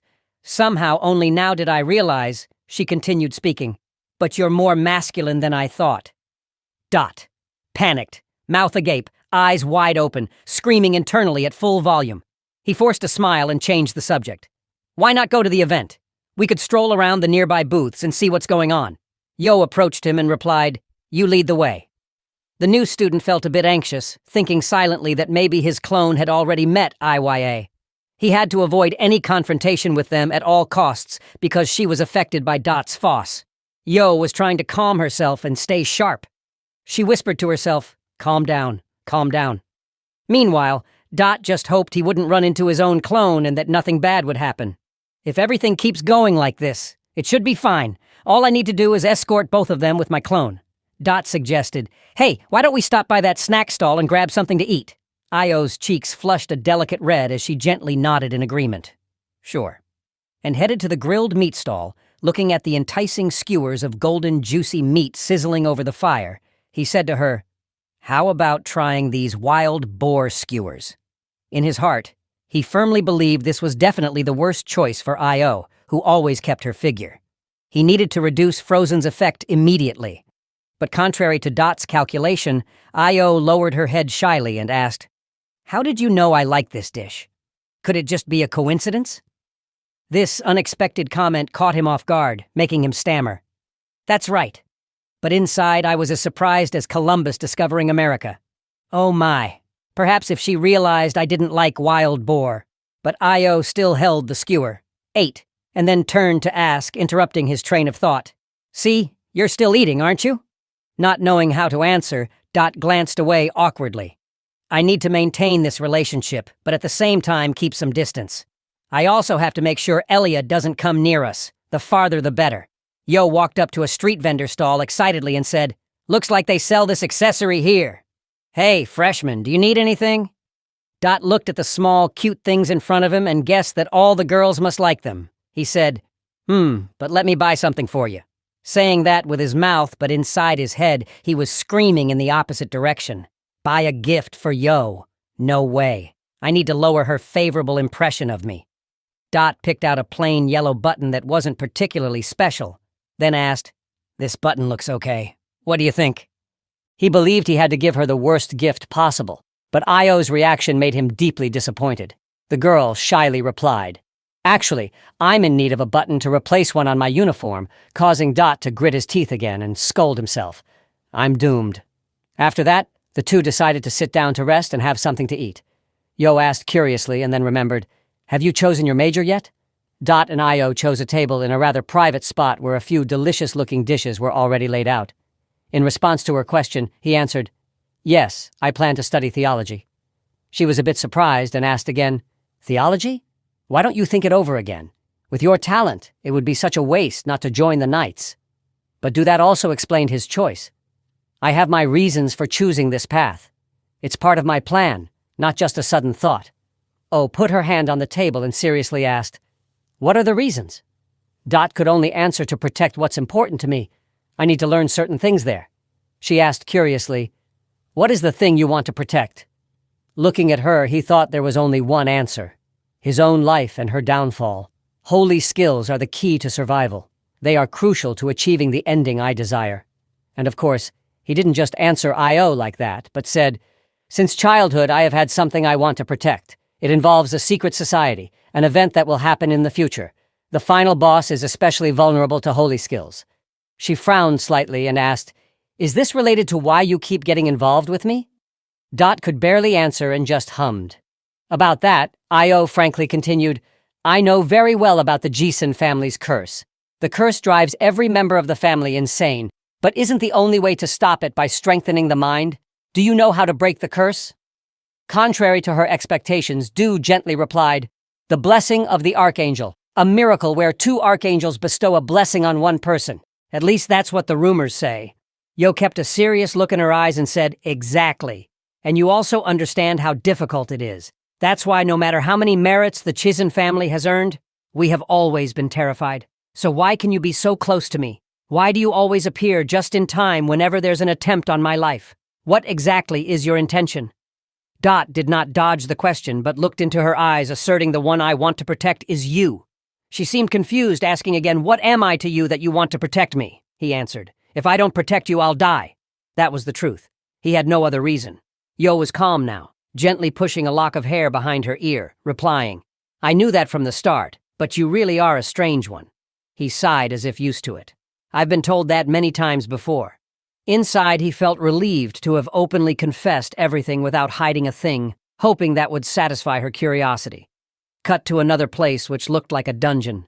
The woman was pondering. He really is a strange one. Turns out it was Aya and Dot's clone. Around them, fierce monsters were growling terrifyingly. Elia walked ahead silently, wondering, is he mad at me? Why is he so quiet? Suddenly, Dot stopped, questioning, wait, since when did we get to the basement? She turned to look at him, thinking she needed to get closer to learn about the Chisatan family. I really don't know what to do with people like him. More precisely, I don't know what to do with men at all. It's driving me crazy. Meanwhile, Dot's clone focused on observing the surroundings. What the heck is this place? They're all living monsters. Elia walked while speaking. It seems these are used for the Academy's experiments. The professors here are truly irresponsible. How could they leave these things down in the basement like this? A monster nearby growled angrily, catching her attention and making her turn around in surprise. Huh? I observed the monster and remarked, even the big monsters are here. Curious, she approached the cage imprisoning the fierce monster and said oddly, wait, they aren't even chained. Suddenly, the sensor locking the cage emitted a sound that made the monster growl more ferociously. Elia widened her eyes in shock, staring in surprise and momentarily unable to react. A loud explosion erupted violently, and Dot quickly shielded her behind himself, trying to get away from the blast. Cut to where Dot was dining with Io, he felt the tremors caused by the explosion. She also sensed that something was wrong. Everyone at the welcome party felt the shaking from the explosion. Many even screamed in fear. Protected from the explosion by Dot's clone and still surprised, she asked, Dot, why? He looked at her and replied gently, this is my job. Elia was amazed by Dot's strange answer. She looked at him with utter bewilderment, then sat up, puzzled. Huh? What are you talking about? The recent explosion caused most of the dungeon to burn down, releasing the monsters from their cages, and now they are approaching the two of them. The beasts bared their sharp teeth, growling as if ready to attack. Looking around, the only weapons available were iron bars fallen from the cages, imprisoning the monsters. Eli's eyes were full of determination. Anyway, thank you for protecting me. Now it's my turn to protect you. The system notification rang out. Main mission. Monsters have appeared. Handle the situation immediately. If too many people die, you will receive a severe penalty in the scenario. Reward materials to craft exclusive equipment. Hearing the system's announcement, Dot immediately left. He explained, there's something I need to do. Then urgently requested, Guild leader, I need you to find one of the priests. O raised an eyebrow in confusion and said, wait. Dot's face was urgent and pleading. Please. He quickly urged, we have to protect the trainee first. Yo was breathing heavily, exhausted. The system updated again. The clone body had been recalled. At that moment, Dot rushed to Elia and asked, L.A., are those all the monsters that have been released? Elia crouched, holding an iron bar, looked up at him and softly said, you're awake. Thank the heavens. At the same time, the system recorded that Io's affection level had increased to curious interest. The system displayed confirmation. The main scenario has changed. Without delay, I said, I missed one big monster. Hearing this, he was stunned and realized the bear from earlier. It must be it. Eli's face darkened, and she sighed deeply. It's probably still somewhere on the first floor. If we act quickly, we might be able to stop it, she murmured wearily. I think I need to rest for a moment. Seeing Elias' state, he asked anxiously, are you okay? I made him uneasy, his mind racing. Right now, the main script is more important than anything else. If I fail, I'll face a huge punishment. I have to prevent that from happening. At this moment, everyone looked up with terrified expressions. The monster's red glowing eyes were terrifying, and a loud voice shouted to reassure, hold on until the professor and the knights arrive. Make sure the barrier isn't broken. It roared, trying to break the barrier. Cracks began to appear on the barrier's membrane above. Suddenly, a strong voice spoke up. The principal, professor, and faction leader were all absent at this time. His words were firm. Even so, we cannot use the angel's blessing. O looked displeased and said, you call me a priest? There are students here. He turned to complain, explaining, you're using harsh words against a professor, Miss Yahello. A high barrier like the angel's blessing isn't something just anyone can perform. Wait for the knights to arrive before deciding what to do next. This is why I tried to stop them from experimenting with those monsters from the start. I knew we should never have entrusted that power to the Chisutin family. Hearing this, she frowned and clenched her teeth in anger. Dot couldn't wait any longer. He immediately dashed outside, proclaiming, I'll handle this myself. Dot's impatience caused the man to panic and hastily warn, "Wait! Someone stop him!" But he still charged toward the monster, ignoring the people behind. The man trembled with anger, shouting, "You're just a trainee! Do you even know what a blessing is?" The woman standing beside him looked puzzled and gently called his name. Dot's eyes were sharp and unwavering, showing no fear as he resolutely rushed forward. The system updated the status. The supreme divine nature has merged with the priest's rosary. The golden vial opened, emitting a dazzling light everywhere. System displayed usable skill lunaticism. The system continued to acknowledge. Danger situation detected. System sounded an alert. Life-threatening danger. The desperate XDR survival skill activated. At the same time, he slipped past the monster's grasp. The man realized and loudly intervened. "Hey, wait! Why aren't you running away?" he responded urgently. "I'll buy time. Evacuate the trainees immediately." The fierce face of the monster charged forward, ready to strike. The system voice announced, "Aestheticism skill activated. All secondary attributes will convert into physical strength. Lock and Saint." He stretched out both hands. A radiant golden cross appeared in his grasp, and a pair of angel wings manifested to shield him from the monster's powerful attack. He gritted his teeth and struggled to endure. Everyone who witnessed this scene was left open-mouthed in astonishment. Was that the angel's blessing? How could an ordinary trainee possibly perform it? The priest behind twisted his hair out of jealousy. That fool. Does he even know that official priests have to pray thousands of times just to use it? She was silent, calmly pondering. After everything that had happened, she was no longer surprised. She had seen him hide his true strength countless times. At that moment, he still couldn't believe his eyes and shouted, "Why can't that stupid monster break through such a simple barrier? And that barrier was even set up by a trainee." A holy voice calmly rose. "Vectran, are you really a professor? You didn't even do anything." Yo turned and asked, "As for IA?" She slapped him, and with a deadpan face replied, "The student council president is clearly useless to us. Just ignore him." Then she asked the other party, "Why were you late?" Her body trembled violently as she hurriedly explained, "I fainted in the basement. I just got up here. Just forget about it." That guy, could he really perform the blessing right there on the spot? He wasn't even a combat priest. They said it takes at least 10 years of training to use it. How is this even possible? Hearing that, Io was briefly surprised. She pondered. Pure, holy energy can only be used after 10 years of training. O recalled his earlier words. "If I don't protect you, I will die. I have no other reasons." She fell into deep thought, her eyes vacant. Elia glanced over, admiringly assessing. Even if it's a blessing stored up, there still must be a limit to how well she controls it. O looked at her, asking what she was talking about. Her chest heaved. Elia closed her eyes and gently explained, "He is doing all of this for the Chisatine family and for her. Otherwise, there would be no reason for him to do all of this." O gradually realized it, though she wasn't sure if she had sensed it from the start. But she sat hugging her knees in the darkness, her indifferent eyes staring off into one direction. Light was emanating from that place. Yo opened her eyes wider to get a better look at it.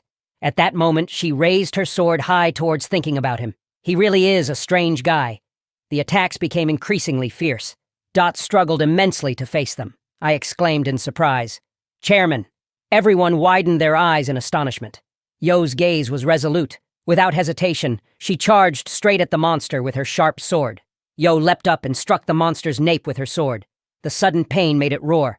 In that instant, the monster was slammed hard to the ground. He stared wide-eyed and exclaimed, "Oh!" It howled in rage. Filled with fury, the monster got up and charged like the wind towards her.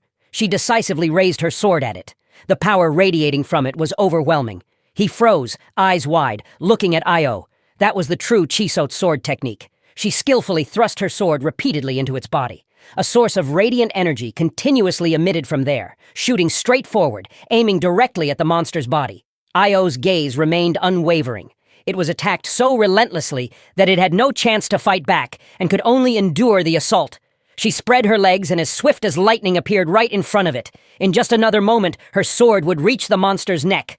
The arc of her sword created a shockwave that severely wounded it, knocking it far away, causing a massive explosion. She majestically brushed her hair back, observing as Io chanted, "Cha Montana!" A huge earth-shaking explosion occurred. Illo calmly watched. Dot was still astonished by her power, amazed. She's on a completely different level compared to the clone I once used. Wait, is this right? In the original story, Yo was never involved in these events. The system appeared acknowledging main mission eliminate the monster. Current casualties none. An impressive achievement.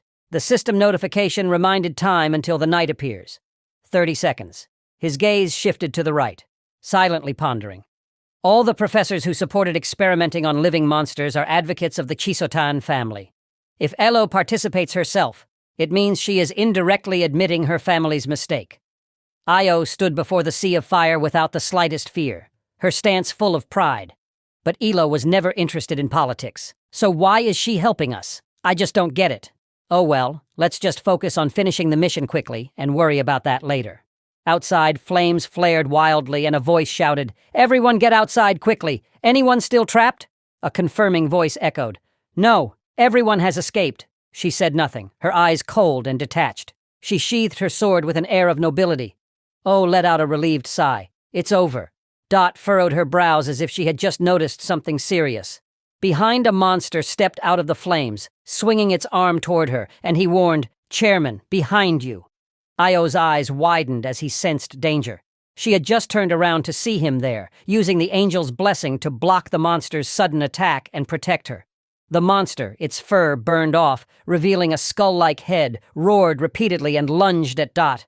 Yo was amazed by what he did. Exhausted, his eyes glazed over. Blood dribbled from his mouth as he slowly collapsed. His vision blurred long after. Dot startled awake at a voice. "You're awake," he mumbled groggy. The monster, "Oh." On Auntie replied, "The monster has been defeated and everything is fine." He realized the person before him was none other than Chief on Anti. She closed the book and cheerfully announced, "Of course, all trainees are safe. Surprised to see me. I never got a chance to talk with you after the rookie battle." Dot regained his composure and replied, "It's all right. I'm fine." But inside, he wondered why on Anti, the immortal who's lived over 1,000 years would come to see him. Could it be because I used the angel's blessing? She then got straight to the point. "I'm here to deliver bad news. Actually, bad news and then even worse news. Which one do you want to hear first?" Dot didn't hesitate and answered, "Bad news first." She began to explain, "You've attracted more attention than ever before in the Academy's history. No student has ever been involved in so many accidents and incidents like you, and based on my experience with your bad luck, this will continue." Dot frowned thoughtfully, knowing he never wanted any of this to happen. He asked next, "So, what about the even worse news?" She narrowed her eyes slightly and questioned him. "What do you know about demons in the room at that moment?" The light from the lamp illuminated the entire space brightly. On Auntie smiled softly and said, "That's quite an interesting reaction." Dot showed no sign of worry, even though the Academy president just mentioned this topic. He hesitated, sitting on the bed looking at her, and continued, "I can't reveal everything I know. If I did, I wouldn't be able to guess what you're plotting." And Anti became curious, plotting. Dot calmly replied, "I'm the only one not yet assigned a class, and I can't attend any classes either. So that's it. You're annoyed by this situation, huh? Like the recent events, I've had to deal with quite a lot of problems. Do you realize it? The ruling powers no longer have much control over this society. These are troubling times. They will do whatever it takes to recruit talented individuals, even if it means dragging them up from hell." Dot looked away and said, "The coup in Beta, the structural changes in the Holy Empire, and the struggle for succession, aren't they all connected? That's the cause of all recent turmoil." She glanced at him, thinking to herself, "Look at him." Then she spoke up to answer, "Yes, you're right. Right now, the Golden Triangle may seem peaceful on the surface, but deep inside, the battle for exceptional talents is still raging. Most trainee don't care about these matters, but their impact has spread across the continent. It has affected Elfont, the Tribal Council, and the Holy Empire, pushing these three mighty empires to secretly prepare for a major war." Dot rubbed his chin and remarked, "Every event I've been involved in has surely caught their attention. Yet they've made no move. This can only mean someone is controlling the flow of information." She said, "Nothing," just folded her arms and smiled in satisfaction, thinking, "He's good at politics too." He frowned and asked, "Seriously, so it's dangerous if they start watching us?" Ananti quietly replied, "Yes, the world will perish." Upon hearing that, Dot immediately jolted in panic, imagining a scene where firebombs would engulf the entire continent and humanity would be annihilated in blazing flames. How terrifying would the apocalypse be if it actually happened? She handed him a paper stamped with the fake purifier seal and asked, "Do you recognize the seal? This is exactly why I asked about the demons." Dot looked at the seal on the paper and felt a surge of fear. The seal of the fake purifiers. Seeing his somewhat stunned expression, she was quite surprised. "He knows about this too, huh? The fake purifiers are occult-worshipping demons operating in the shadows. Their sole goal is to summon demons to destroy the world. Both the failed assassination of Io and the monster outbreak incident were caused by them. Both of these events targeted the Chisaton family, and there's no guarantee there won't be a third time." Dot fell silent for a moment, then asked, "Why are you telling me this?"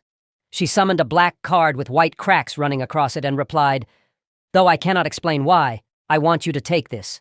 He took the black card, surprised, thinking, "A key to interpace. This is a game-changing item that can open doors to other worlds." Seeing Dot's face on Auntie immediately understood and smiled. "Look at your face. I guess you already know what it is, huh? Keep it very carefully and show me what you can do. If you satisfy me, I will give you an extra gift." Boom! A small explosion happened high above. Everything around turned back to the original room. Auntie poured tea for me and said, "This conversation must be kept secret." Hearing that, I immediately responded. Suddenly, she asked again, "How are things between you, the warrior candidate, and Miss Chiso, too?" Dot immediately frowned, his heart screaming. "Why is she asking that?" he replied without expression. "Still fine." Auntie sipped the hot tea in her hand, smiling mysteriously. "I hope things will continue like that." I asked curiously, confused. "Am I obliged to maintain relations with them?" She still smiled and gently replied, "Yes, otherwise the world will be destroyed. Again, imagining bombs raining and fires blazing because the world is ending." Dot groaned in his heart.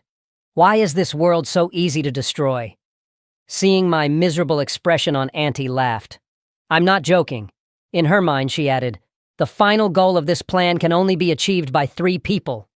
The scene instantly changed to outside the academy, where suddenly a sigh was heard somewhere. Taking the interdimensional key in hand, Dot sadly prepared to destroy the world. He stood in the middle of the hallway, continuously feeling frustrated, thinking he would deal with it later. But he couldn't believe she actually gave him this, an item that players definitely shouldn't be able to possess.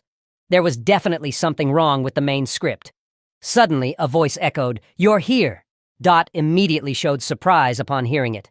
"Professor Kongat," the night principal named Kone smiled and said, "I was looking for you." Camelo, he quickly hid the key behind his back and tried to stay calm, asking, "What do you need from me, teacher?" He responded, "Even though you haven't been assigned to a class yet, I can't let you keep skipping lessons. This will be your temporary assignment. Starting tomorrow, you will study with these people." His expression suddenly froze when he realized the people mentioned in the letter were Class President Ilachi Sotan and Class Fleer Jaw. Just imagining those 2 girls may not break out in a cold sweat shouting loudly the apocalypse is coming outside the academy classroom window. Sunlight bathed the walls in golden hues while inside the lecture echoed. That's why the sword is considered the most basic weapon in any situation, as I mentioned before, but what about situations with obstacles? Suddenly, a voice interrupted. "Professor, I have a question." He saw someone asking a question and immediately stopped. "Go ahead." Miss Chisotio spoke arrogantly. "Do you think you're going too deep into theory? I don't believe this knowledge will be truly useful in real combat." The professor heard this and instantly turned around in astonishment, asking, "What did you say?" Sitting in the lecture hall among thousands of other trainees, she said arrogantly, "In battle, even an experienced knight can be taken down by ranged weapons." Her words immediately confused him. "That can indeed happen," Yo continued arrogantly. "Unless you intend to train swordsmanship to the extreme, practicing archery or throwing techniques as support is essential." At that moment, Elia squinted one eye and glanced sideways, still uncertain, but also said, "I think the professor has a point. As long as you know how to use the surrounding terrain, a swordsman can completely dodge arrows or stones. But if the opponent closes in, should I fight with bare hands? So when there's no terrain to support you, what will you do to bridge the attack distance? Isn't that why we're studying close combat? Surely you understand the difference between theory and practice by now, right? The lecture is from the professor, so if you feel forced to be here, it's best to keep quiet." He was caught in the middle, silent and visibly scared by the fierce battle without gunfire between the 2 women. On the other side, Io raised an eyebrow and repeated forced. Then the two directly faced each other with full challenge. She growled as the student council president. "I have the responsibility to ensure the quality of education our classmates receive." The other woman didn't back down, gritting her teeth and snapping. "Then don't interrupt the professor. Why keep cutting in all the time?" Seeing this, the professor weakly interjected, wanting to make peace. "As should we end the class here?" Yo frowned and said disdainfully, "Don't tell me you really believe these theories will work in actual combat." I replied irritably, "At least they're more useful than listening to you talk. I truly believe that. It's unbelievable that a would-be warrior can't tell advice from insult."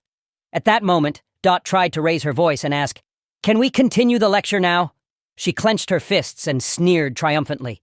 "Fine, I agree. So I win. I knew Dot would side with me." She sighed, ran her hand through her hair as I bragged, then said, "It's just one loss after all. Professor, please go ahead." He saw the situation had stabilized, then hesitantly tidied up the class. "I understand now, so let's self-study today." At the same time, Lion was turning his head, frowning as he observed them. He was working on the system screen while thinking to himself, "They've been like that all this time. Because of them, all the other students have started looking at us strangely. Here I am sitting between a warrior candidate and the heir of a noble family. Forget it. Just focus on my own business." On the system screen was the image of El Chiso, Trust Level 5, Favorability 1, Reward Ready to Claim. He marveled. Not bad. Next came the new skills. First was the basic Kyotan swordsmanship, 58% proficiency, the legendary sword art of the Duke Chi Sotan's family. The user can effectively utilize the skill with any weapon. Secondly, the basic deep breathing technique, a method that maximizes endurance and physical strength. This skill has high compatibility with Chisotan swordsmanship. Dot stroked his chin thoughtfully. Both of these skills complement each other. Based on physical foundation, this might be the strongest combination.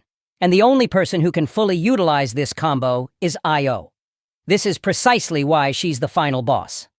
Then the system screen switched to the image of Elia K. Nexer. Curiosity Level 5, Interest Level 1, Reward Ready to Claim. Then the system introduced a new rule called the Law of Evil. Use your influence on the virtuous individuals connected to you. The following individuals will be compelled to accept a request from you.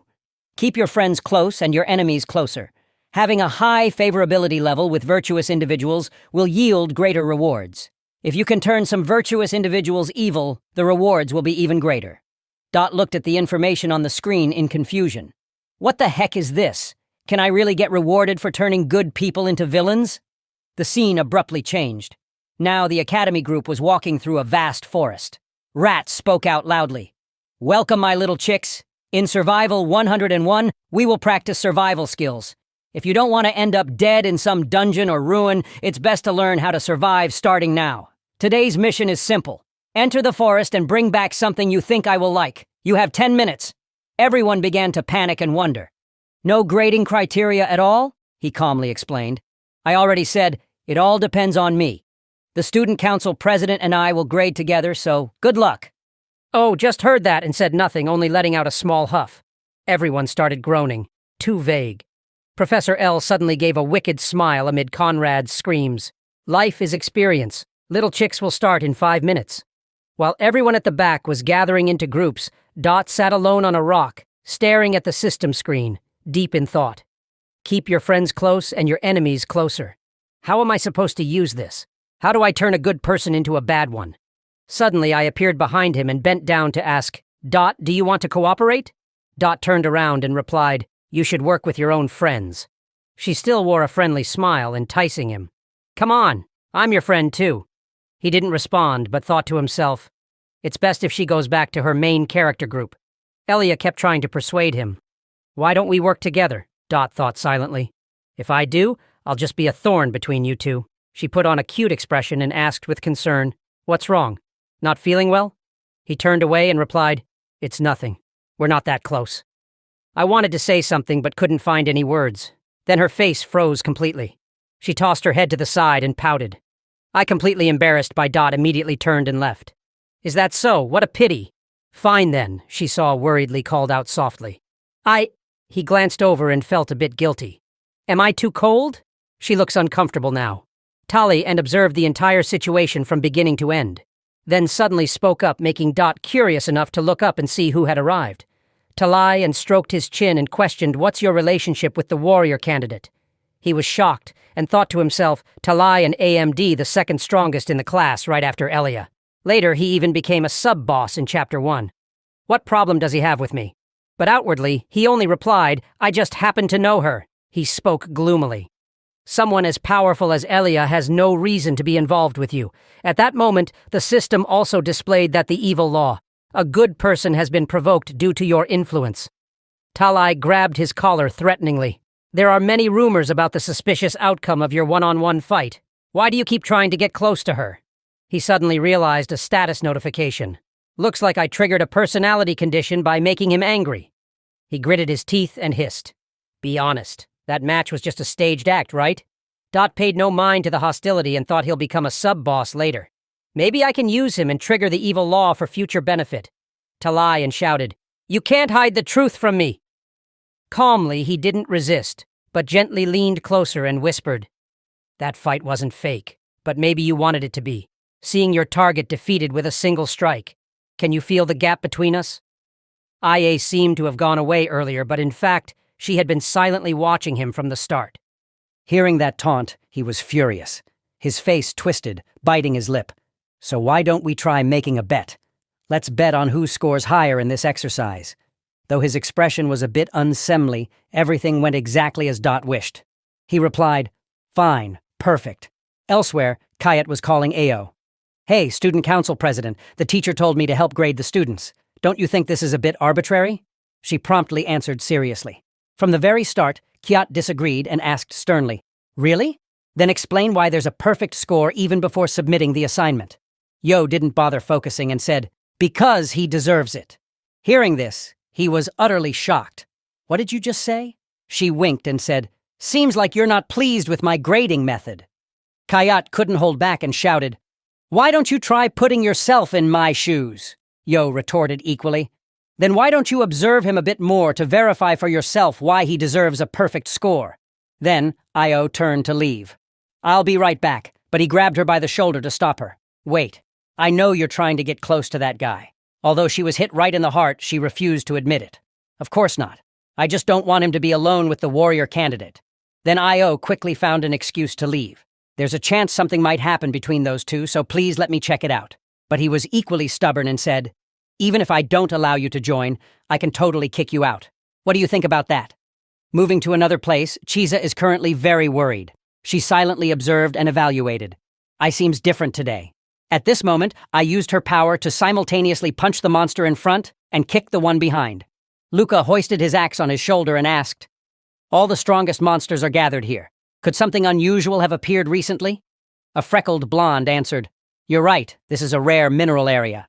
The guy with one lens glasses added, "If we can get some gems, it might save us from low scores." Another chimed in, "All right, let's pause monster hunting. Luca, help move the minerals." Then he shouted loudly. A black orb gathered in front of someone's chest.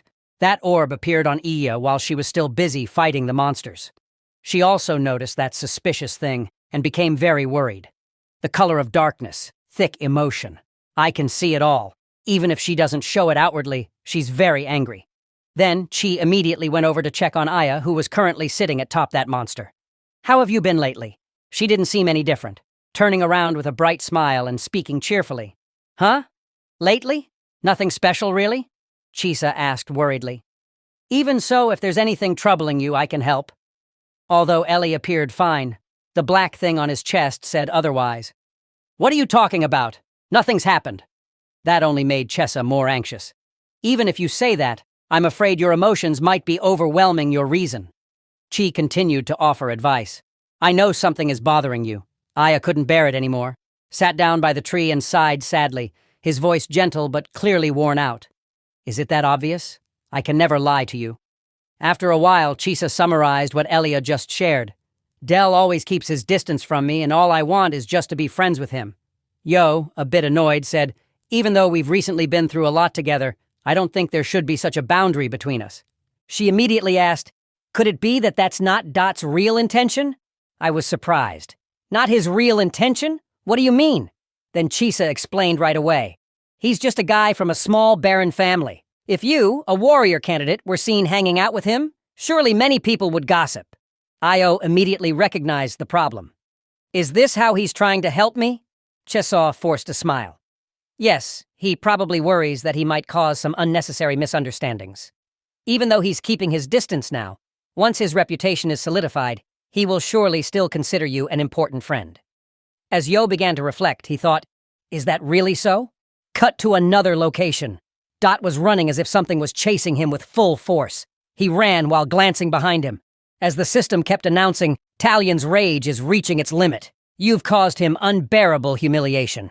A sharp spear was flying toward him, and the system continued. Your negative influence has become permanent. The system then announced, you have activated the evil rule and received a command reward. Talion charged with his spear like a massacre and shouted, you bastard! I will kill you! He shouted in fury. I'll turn you into kebabs. Immediately, Talion struck repeatedly with his spear at Dot. As Dot ran and dodged, Talion missed and grew angrier, yelling even louder. Don't run! Fight like a true man! Why do you always try to land the finishing blow after I've dealt the most damage? Suddenly, Dot turned around, raising his hand. Wait! Stop! One foot just barely stopped in time. He called out to Talai, and Talon was immediately confused and froze in place. Dot, with a sinister look, asked, if that's the case, do you want to split the loot in half? Upon hearing this, Talion got so angry he snapped a nearby tree branch and shouted, you bastard! Meanwhile, Da took the chance to make a run for it. He immediately grabbed his spear, focused lightning bolts on it, preparing to launch. Talai hurled the spear, but it was blocked by a sword and cleaved in two. Both men watching couldn't help but be stunned. It turned out I had sliced the spear into several pieces with her sword. She growled threateningly, don't lay a finger on my friend. Iya frowned and warned, stay away from my friend. Talayan was shocked to see this person appear. He said in surprise, Elia. Then he exclaimed inside, the warrior candidate. After that, he spoke, long time no see. This must be the first time we've met again since those monsters ran away. She quickly darted forward. She pressed her sword to Talion's neck while replying coldly, wrong. This is the first time since you lost to me. At this moment, Dot was also very surprised by her appearance. His face darkened. Where did she crawl out from? With the sword at his throat, he broke out in a cold sweat, but tried to remain calm. It's really good to see you again. Oh, immediately asked without hesitation. What did you just do to her? Talion stammered. Huh? Dee cut in. Don't tell me you're harassing her. He wanted to explain, but Elia tripped Talion, causing him to fall painfully to the ground. She stomped on Talion and pointed her sword down with an angry face. I don't want to hear your excuses. He panicked and hurriedly said, I get it, I understand. But why do you keep defending her? Someone talented like you? I didn't care. You don't need to worry about who I befriend. At the same time, Dot tried to cut in from behind. Hey, Elia. But she ignored him. I hate people who think they're better than others and then get angry at them. Suddenly, Talai and shouted, but he's deceiving all of us. He did this just to teach us a lesson. He's not the type to be cruel without reason. Isn't that right, Dot? Dot was confused. What? Elliot glared. Do you want to be knocked out in one hit like last time? Talion was stunned, recalling the scene where he was slammed through the wall. What was that? Is that his real self? Could I have died back then? Then he sincerely knelt down, bowing his head respectfully. Sorry. Dot. I won't come near you without your permission anymore. Let's try to get along. Okay. Then she casually brushed past, leaving him bewildered with many thoughts. She's truly a warrior candidate. She's excellent at teaching others a lesson. I wonder if we can still be considered friends right now. I guess we still are friends, at least for now. Wait, that's not important at the moment. I still have to get points for my assignment. Just as Dot was about to leave, a voice called him back. Dot, we've met before, right? I'm Chi. Dot recognized her and replied, You're Aaliyah's friend. I remember now. She started, I have something to ask. But Dot looked very discouraged. Both in the original story and now, she always dragged out conversations. She hesitated. Well, this might be a bit troublesome, but before I could say anything, Dot had already left. He just left one sentence behind. Let me get my points first. She could only accept that as if realizing something, Chisaw furrowed her brow thoughtfully. He made her fight Talai, and usually she would try to talk things out, not draw her sword from the start. The real problem is you, Dot. When he stepped up to receive the points, the place was already filled with thick dust and smoke. Huh? The scene before Dot startled him. What the heck is going on? Kayat and Yahello had an intense battle, resulting in her lying on the ground, unable to get up while he still sat firm, and seeing him slowly said, "Damn, guild leader." He insisted on venturing into the forest, so I told him he'd have to get past me first. Turns out I won. Dot had nothing more to say, inwardly judging the situation harshly. This environment is totally crazy. Still, Kayat praised. She's better than before now. Hey, are you pretending to be dead? Meanwhile, he just hoped she'd keep getting punished. Then, Dot perked up. Right. I came here to receive my points. While Elo stayed lying there, the two masters cheerfully chatted. He said, "That's right. We're still in class. Let's see." "Why did you bring back so much?" He replied, "It's nothing. Just took a bit longer because I wanted to make sure I picked the best materials." Kongiat looked at the bag full of mineral stones and was delighted. "Perfect. You really are number one. I'm sure Percy would love these if you gave them to her." Then he asked, "You've already made your wish agreement, so why not take this chance to score some points with her?" Dot tied up the bag and replied promptly, "All right, I'll do that." Then Chessa suddenly appeared, urging, "Are you done yet?" Before leaving, Giant gave some advice. "Okay, you can go now. The class is over. But Chessa, please take good care of her." She agreed as well. "All right." She turned back and said with all her strength in one breath, "Dea. But don't be too kind. Every time she mentions you, she loses all reason. I'm worried things will get worse later on." After hearing this, Dot couldn't help but become pensive. He was grateful for the warning, yet also a bit scared.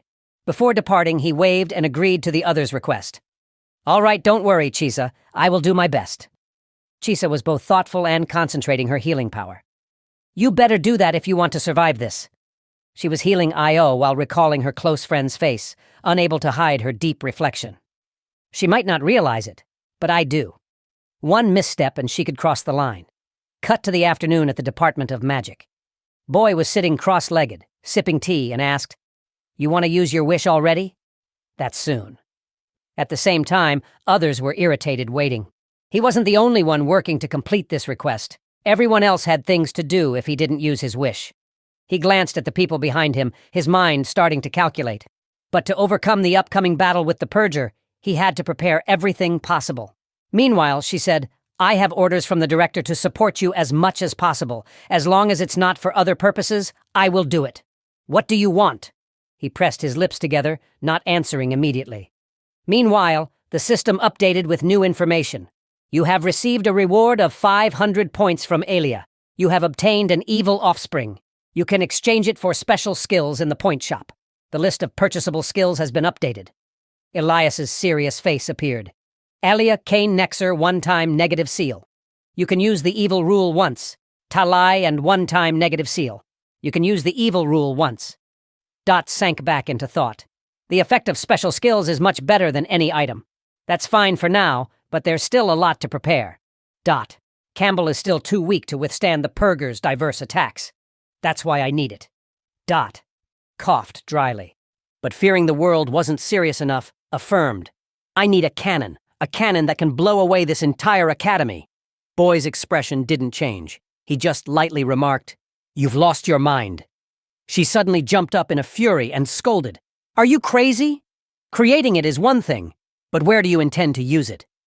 He quickly raised his hand to offer his input. "Oh, wait, Professor. This is the agreement paper, so Boy has no room to argue. It clearly states in the agreement that the master must fulfill any normal request. Something this simple surely can't be too difficult for the head of the magic department," she said helplessly. "You want me to create a weapon?" "That's not a normal request," he retorted. "But a promise is a promise, right? I'm not going to use it to harm anyone. I just have something that needs to be destroyed in a single strike or it'll get really troublesome," Boy shouted. "That's exactly why I'm even more worried, you idiot." But then she sighed and agreed. "All right. I guess you have your reasons. And since you helped deal with the monsters recently, I'll make you a cannon. Is that good enough?" he replied. "Thank you, Professor Percy." Then Boy rambled on, leaving him confused. "Unbelievable. Not only do you have 4 concubines, but you also make others believe you'll save the whole world," she asked back. "Concubines?" She was startled, panicked, and babbling. "Wait, what's wrong with my head? Just talking to him made me lose focus. It's all your fault," Dot reassured her. "Please calm down. I still have another wish to make. Professor Balveron Tai, 30 years old and single." After calming down, scratched his cheek and asked, "You still have another wish?" Dot folded his arms and said, "You promised me and I each of us would receive an item from the virtual storage. Can I have mine now?" After achieving his goal, he left. Currently, he was holding the agreement paper from earlier, walking and reading it thoughtfully when he bumped into someone. Great! Now I'm authorized to craft a cannon. Next up, gathering the materials. I can collect all these ingredients using the interdimensional key. Looks like everything is going according to plan. A man with orange hair leaning on a cane approached. He inquired, "Hey kid, you're Campbell, right?" He replied, "Yes, that's right." Gaddy spoke up. "Never expected to run into you here. What a coincidence." Then the old man introduced himself. "I am Gadverb. I manage the King Purification Charity Fund." Dot pursed his lips silently but cursed inwardly. This is ridiculous. The fund is nothing more than a front for money laundering. Gives, the final boss of this chapter, the purifier, is actually the leader of the Wrath Flame. Gadverb handed over a business card and said, "I've actually heard some rumors about you. You single-handedly stopped a monster from escaping. That's not something an ordinary person could do without courage or extraordinary skills. Impressive indeed. But you, why no reaction at all?" Gaddy slightly continued. "Whenever I meet an extraordinary student like you, I always wonder what their future will be like. I'd really like to have dinner with you. Are you free? I also really want to chat with you." Dot immediately stopped that idea. "I think right now is enough time to talk." He immediately became alert towards Gadverb, just like in the original storyline. This guy was supposed to approach IA and bother her. But why did he come to me? Don't tell me this system considers me the main character. He couldn't possibly. He scratched his head and replied, "I'll think about it." Then the old man left and said the location. 3 days from now, meet me at Sunset Eye. I'll be waiting for you." Dot listened and angrily muttered, "Hey, I said I'll think about it first." Damn it. Sunset Eye is a fancy restaurant right outside the academy. The business card in hand made him shake his head, eyes hurting. Okay, I'll go." All right, he thought. In reality, there was no way to avoid this main event. Before everything could only be yes or no. What I can do, what I know, what I don't know, all the factors and risks involved. If I consider everything in this situation, defeating the purifier isn't impossible, but I still don't understand why I have to take on Elia's role. Maybe from the start I messed everything up in front of me, just worrying about the present, leaving everything else for later. Even after typing it out, his face looked even tenser. As soon as he finished speaking, Yahello stepped out to open the door. "Yahello, are you there?" She stood inside and asked, "Dot, what are you doing here?" He immediately replied, "No need to come out, I just have a small matter to talk about." Hello spoke from inside while Dot coughed a few times and said with difficulty because she was still focused on listening to him. "Are you free in 3 days?" Yahello asked again. "In 3 days." The figure behind her said, "Return the books on time, guild leader," the girl with glasses said, annoyed. "You haven't even read any of them. You just let them gather dust. Do you rent them just to look at the covers?" Before the girl with glasses could finish, raised a finger to stop her. "Am I supposed to pay a late fee because of you?"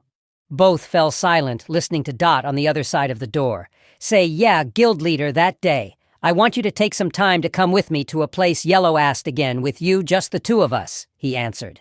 "That's right," the girl shouted from inside. "Where to?" He started to reply immediately, but was cut off by a shout. "There's a place called Sunset. Do you know it?" The girl wearing glasses spoke loudly, but before she finished, she was interrupted. "Hey, that place is famous as is a dating spot." Yahello said, "I know. So why do you want me to go with you?" He said, "Well, I'll tell you when we meet that day." That made her blush with embarrassment. Then Elo stood just 1 door away from him and asked, "Are you inviting me?" Scene change. Elia under the vast blue sky with flower fields stretching like mountains. A voice kept calling out, "Elia, you finally found me here, huh?" But she just turned her back, sulking as she said, "Shut up." Canvan softened and pleaded, "Hey, I said I'm sorry. I won't tease you anymore." Elia grimaced and turned back, her body dirty and scratched, tears welling in her eyes, looking at him resentfully. "You liar!" Elia shouted accusingly. "Do you think rolling me down the hill was a joke?" Ken Vuan scratched his head awkwardly but still boldly said, "Well, next time I'll attack you while you're still on the ground." Hearing that made her even sulkier. "Stop bullying your little sister already." He burst out laughing. "I was just joking." Canvan babbled some lame excuse. "I just want you to be strong, you dummy. I don't want my little sister to be defeated by anyone," I yelled angrily. "I don't need that." Seeing his little sister still upset, he pulled out a pretty full, small brown bag. "Here, try these cookies I brought from the Count's place." The silhouette of the two siblings stood clearly against the sun on the hill. She bent down and opened the bag to look. "Did you steal these?" Kanvan put his hands on his hips and looked down. "Hey, don't say that. I only took the leftovers." Elia wolfed down the cookie in her hand, eating while listening as he told her. "Thanks to the Count, I might get promoted to apprentice knight immediately."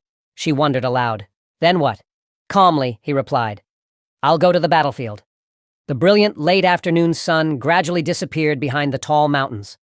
Across the vast field rang his excited voice. "I'll have the chance to experience new things and explore this world. Who knows? Maybe I'll even earn the title of Guardian?" Ella nibbled her cookie, puffed her cheeks in contempt. "Keep dreaming. Someone who bullies his little sister every day can't become a Guardian," Kinvon quickly retorted. "Hey, who knows? There's no rule that people have to stay stuck in the same spot forever." The sunlight grew brighter and brighter. The sky dyed a vivid orange. Elia whispered worriedly. "If you go fight, will you die?" he responded. "Ah, if I'm unlucky maybe, but I'm pretty good, so that probably won't happen." Elia puffed up her cheeks, glancing sideways and up and down in a sulky fury before yelling, "I hope you get bad luck and just die. Just go away. You're always teasing me and bothering me. You never listen to our parents. All you do is pick up your sword and go fight all day." Despite that, he just smiled fondly at his little sister and continued to listen to her rant. "I hope death is already waiting for you," she spat. The two siblings, small figures, sat side by side amid the vast expanse of the hills and the blazing orange sky. Kanvan made a promise. If he became a guard, he would always be there to protect her. Time and setting changed. She vaguely awoke to urgent calls. Aya's face was still groggy as she walked over and opened the door. "What's going on?" It was Dot. He stood outside the room, nervously scratching his head and avoiding direct eye contact with her. "Ah, sorry. Since I'm from the countryside, I'm still not used to everything here. About what I said about not being friends with you. I apologize. I brought some cookies from the kitchen. They're actually quite good. But Aaliyah's answer startled him and made him frown awkwardly. "Why apologize? That's not cool at all. We're friends. Anyway, go to sleep." Dot hesitated and stopped her. "Wait, I need your help with something. Could you come with me for a bit? This really urgent." Elia frowned in annoyance, silently cursing. "Is he crazy?" The scene changed again. A slender hand swiftly wrote each letter on a page. Yo sat upright, put down her pen, and thought of what the other person had said. "So, we finished processing all the teaching materials." She seriously considered, "I will also double-check the fees from the various clubs." Io's close, brown-haired student gently raised her glasses and reviewed the report. "The only thing left concerns the transfer students. I've heard that we'll have a student coming from the Tribal Alliance. She belongs to a sect that collapsed after a coup. She must be the daughter of one of the tribal leaders. Now they're basically exiles with many followers accompanying her. In fact, her entire family is seeking asylum here. Her name is Lilada. Have you ever heard of her? Apparently, she's quite famous. The image of a strong, fierce Liu launching a powerful kick like a massive shield forward appeared. She slowly opened her eyes, revealing bright ruby pupils. This has to be it. The whiteboard was covered with densely marked notes with 4 items checked off, leaving only the last point marked with a question mark. The silhouette of the holy maiden holding a scepter and standing proudly before countless worshippers of the holy congregation appeared in her report. And next semester, a true holy maiden from the Holy Empire will arrive. Yo softly asked, "She's coming in person." The brown-haired student just took off her glasses and said somewhat anxiously, "They say there will be an entire delegation of emissaries accompanying her. But given how things are being handled, perhaps the academy director has pulled some strings." She sat upright in the chair, leaning against a cluttered desk piled with books and papers. Lost in thought, a saintist and the daughter of a tribal leader, she slammed her pen hard onto the densely written page, closing her eyes to affirm, "This academy is definitely scheming something." First, there was Lu with her striking green hair.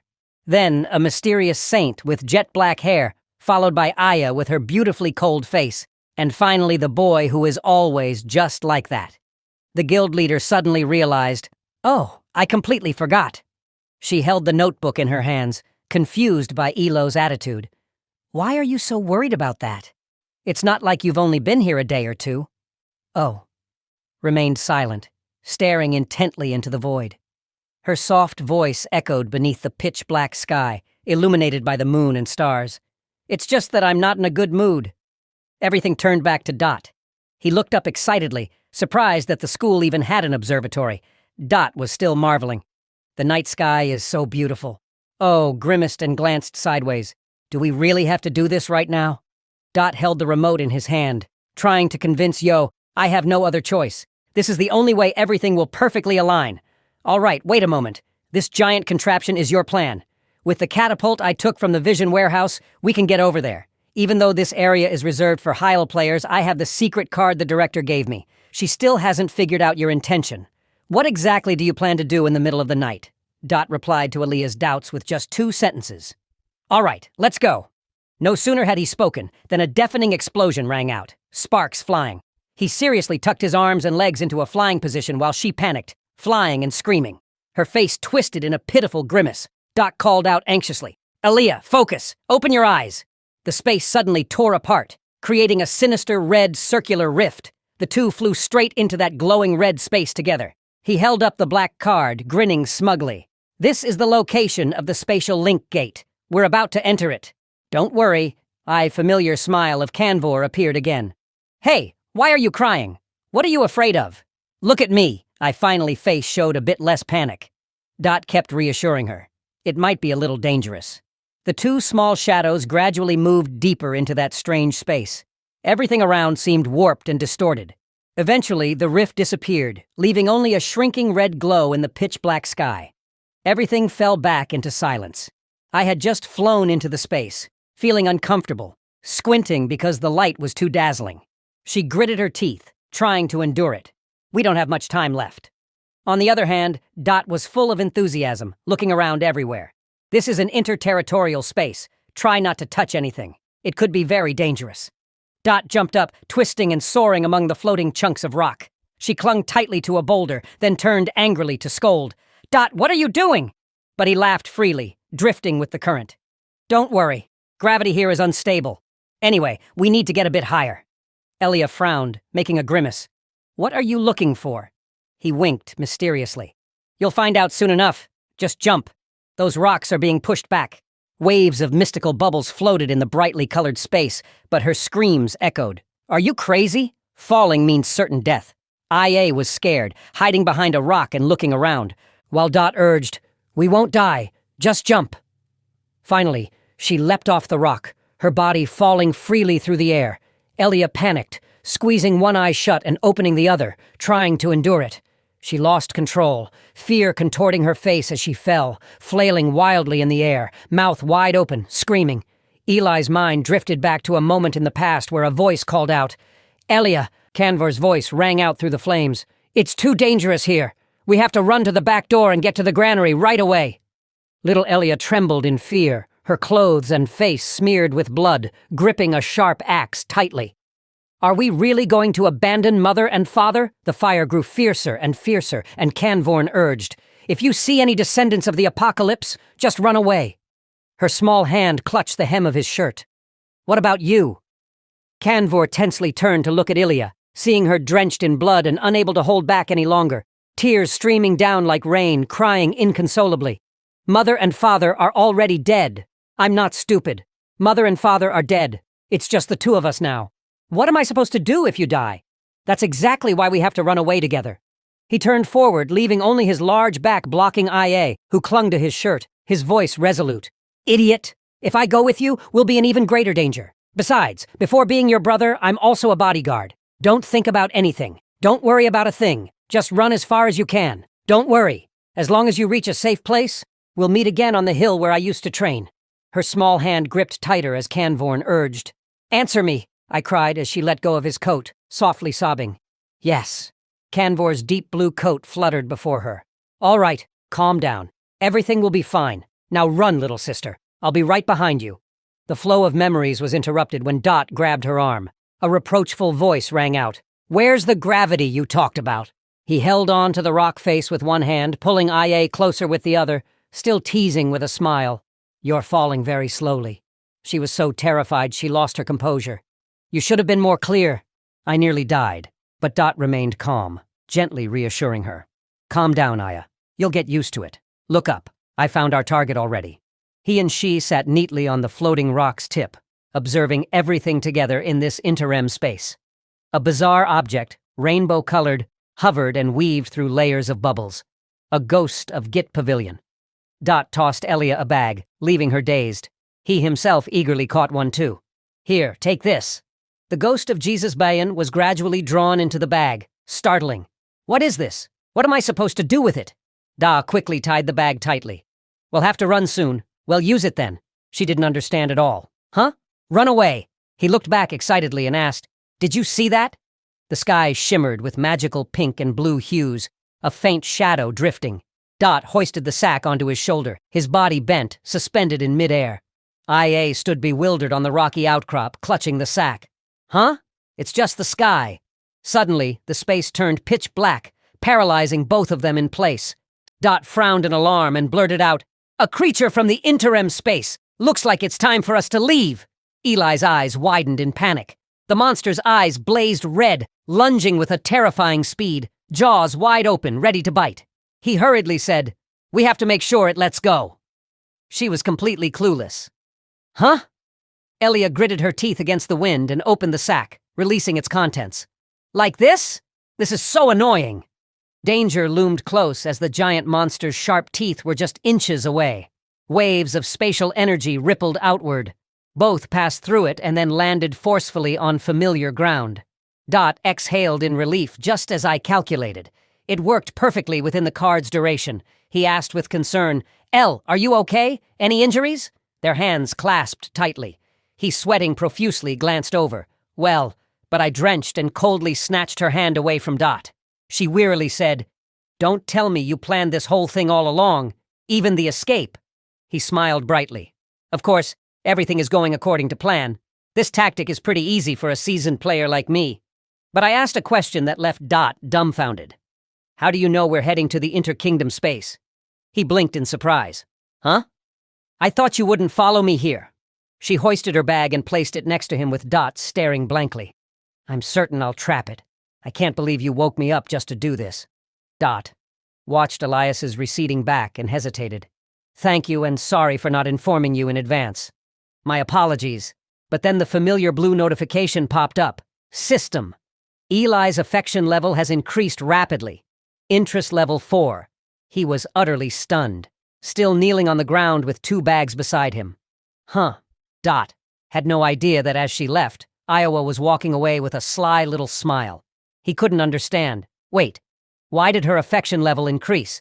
But recalling the moment they held hands flying through the inter-kingdom space, I couldn't take her eyes off his handsome face and radiant smile. At that moment, she hurriedly looked away, but her flushed cheeks completely betrayed Elia's feelings.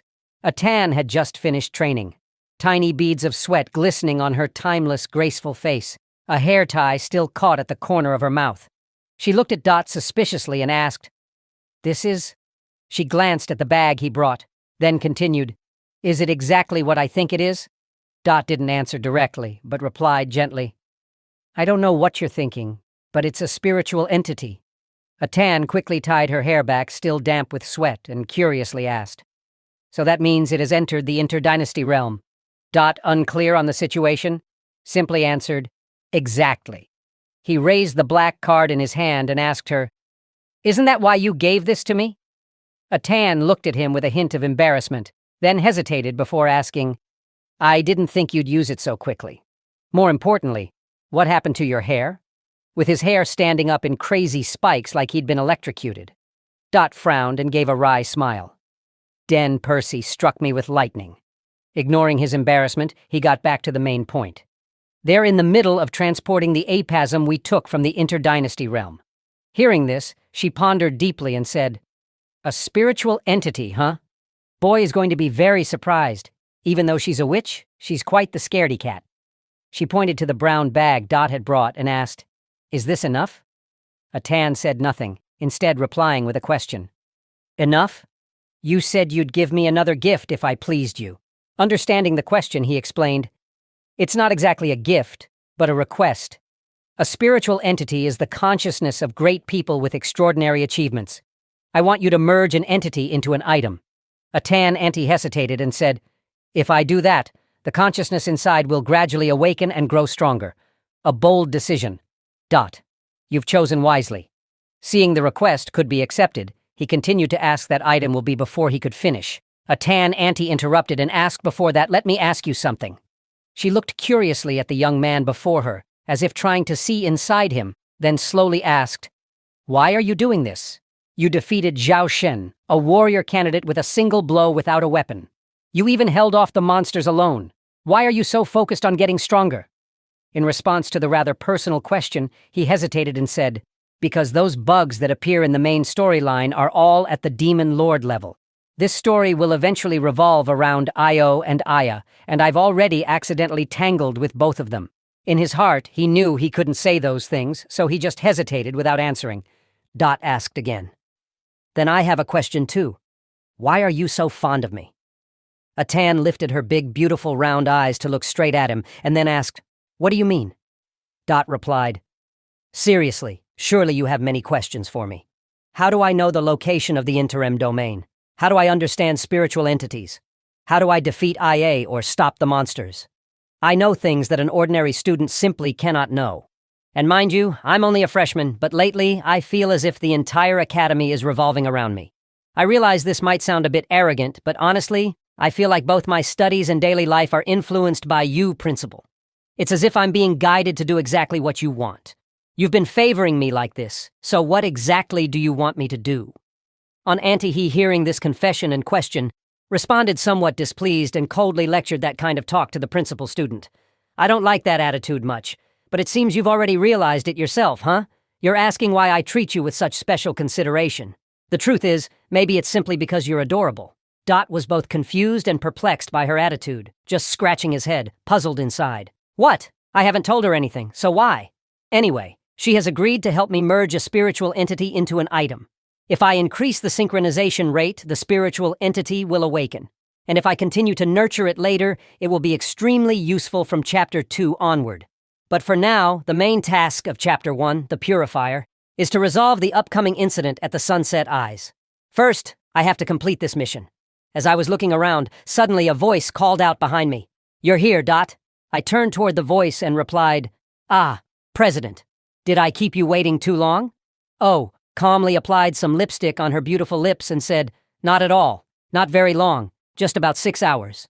Looking at the beautiful, radiant, and alluring girl dressed in a rose-red outfit standing before me, my eyes couldn't look away, and I asked, "You look completely different from the new student welcome ceremony."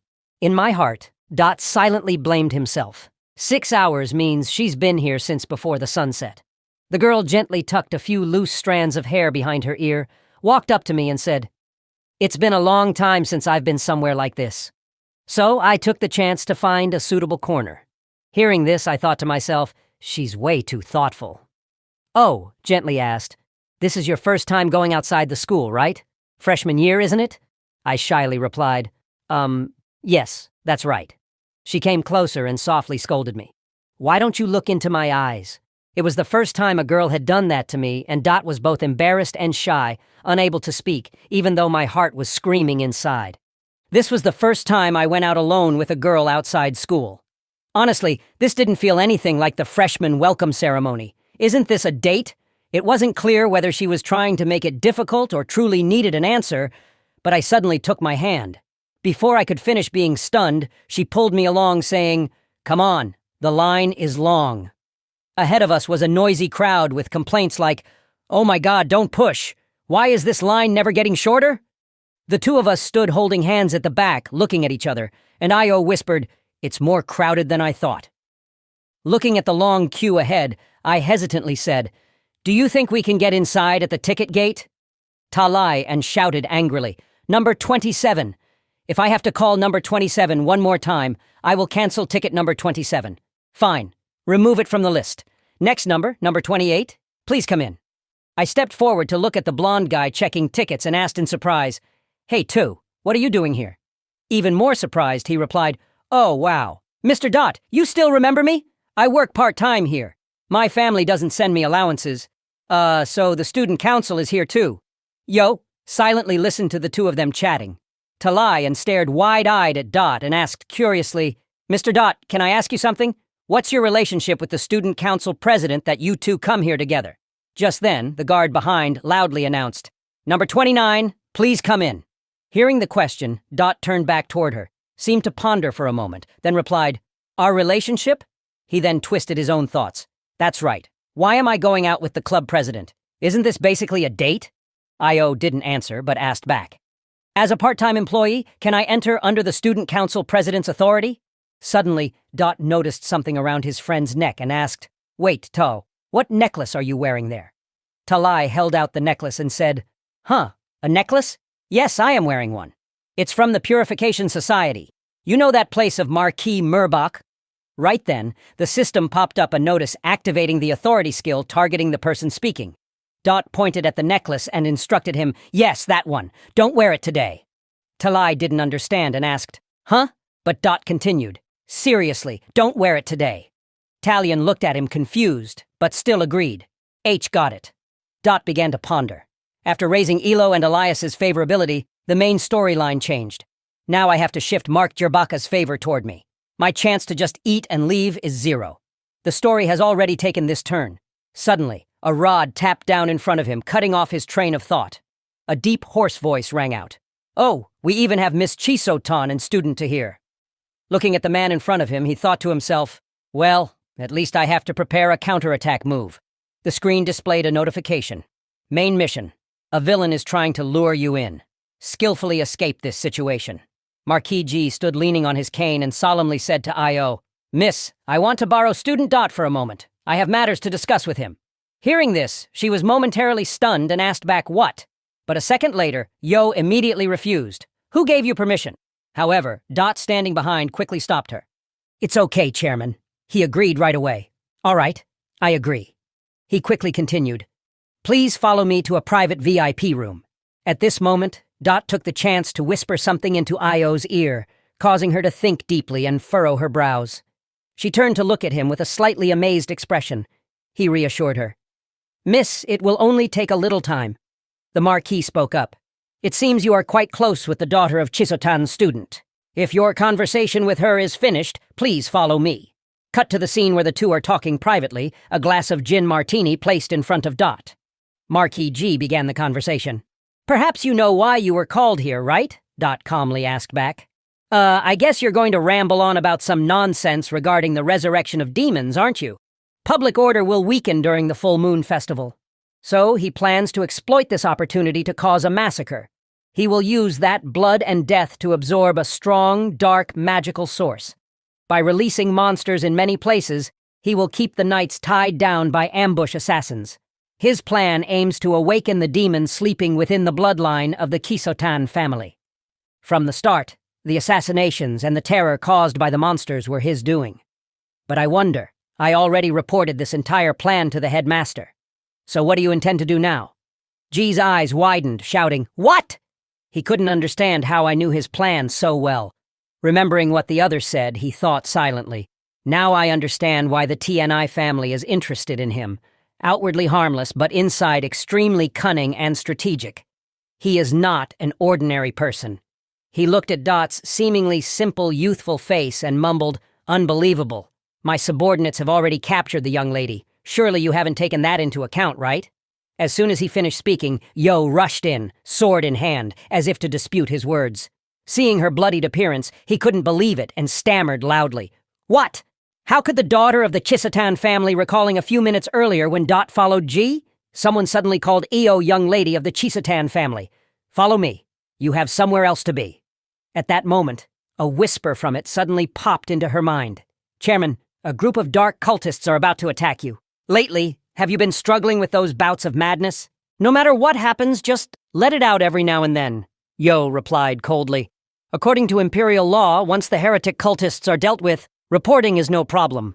Behind her, one of his lackeys grabbed her ivory white shoulder tightly and sneered, But do you really have the strength to handle them? Suddenly, that man's face froze as he saw a powerful murderous aura emanate from Io. She simply responded quietly, I will try to hold on. Io's mental state shifted rapidly. In an instant, her eyes glowed a fiery red in the darkness. Only the man behind remained oblivious, babbling threats. Now hurry up, we must capture you alive. He was still talking when suddenly a hand reached out and grabbed his head tightly. Immediately, the whole room gasped as I.O. used just one hand to slam that guy's face straight onto the dining table, knocking him unconscious. At that moment, the remaining henchmen around grit their teeth, drew their weapons, and cursed as if ready to charge all at once. "Damn it!" The henchmen surrounded I.O. from all sides, whispering, "Don't kill her! Stick to the plan!" "A little injury won't hurt at all," they shouted, and all charged forward to attack her. In the deep darkness, only Elo's bloodshot eyes flashed dangerously. Charging left and right, she fought alone, making those guys scream like babies. The more she fought, the crazier Elo's eyes became. The red tint soaked in death. Her sword joined the symphony of death, gently slicing away the lives of these foes. The Marquis Gable's subordinates couldn't react in time, only screaming in vain, getting killed one by one like the Grim Reaper had come to life. The petite figure darted through the room, causing many to draw swords and curse. Damn it. The clash of weapons rang harsh.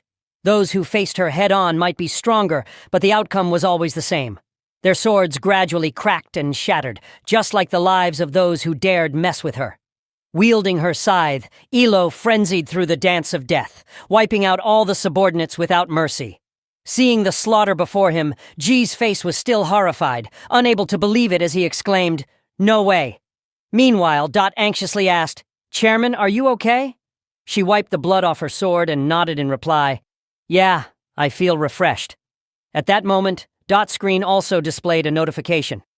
"Elo's favorability level has reached. Friend, her madness has improved thanks to you." She turned her head to glance at him, whispering, "But with this situation, our appointment, no, our little outing has been ruined. You'll have to come with me again, right?" Dot received another notification. "Special mission unlocked. You've caught guidance." I hearing the alert sound instead of the usual joy. This time, he actually jumped in fright. "Huh? Why is Elo's father interested in me?" "Well, first I have to complete the mission. Things can't just stop here." Gel, realizing his painstakingly crafted plan had failed, took out what appeared to be an ancient gem and gritted his teeth angrily. "I didn't expect I'd have to use this." Hearing those words and seeing the stone in his hand, Dot was surprised and thought, "Dark essence? Why does it appear right now?" He immediately reacted, shouting, "Chairman, stop him before he absorbs that." His warning left her stunned and puzzled, but it was already too late. For at that moment, Gel put the gem in his mouth and whispered, "I will accept the god's blessing." Under the full moon, the scene outside the restaurant remained quietly peaceful. But just moments later, a sinister dark energy suddenly erupted from inside, filled with an ominous aura, and everything exploded into a heap of rubble. A hand rose from the chaotic wreckage after the unexpected blast. At this moment, Dot was dragging his battered body out from the rubble of the building when a loud, mocking laugh echoed through the sky with a hint of despair. He tried to tilt his head up, squinting toward the voice's source. Turned out to be Gay. Not only the voice, but his whole form had changed. He had completely transformed into a demon. "I originally didn't plan to use this drug until the Prophet finished dealing with Damel. Can we handle this? Based on my past experiences and the game info I know, a demon absorbing the nature of demons can wield part of the devil's power. A demon from the very first chapter. This world is truly crazy." The game system popped up a mission notification for him, adding a reminder, "Defeat the purifier. Failure will occur if casualties are too high." Above him, Goodell sensed the immense power surging through his body and let out a delighted howl like a wolf under the full moon, calling out to his comrades. From now on, it's purification time. Dot cautiously scanned around and groaned in pain. Damn it, the problem isn't just that guy. The demon followers that I.O. had dealt with, they've been resurrected from his gaze. The bodies of those henchmen had transformed into demons with bloodthirsty eyes as if controlled. They all charged toward him at once, reacting swiftly.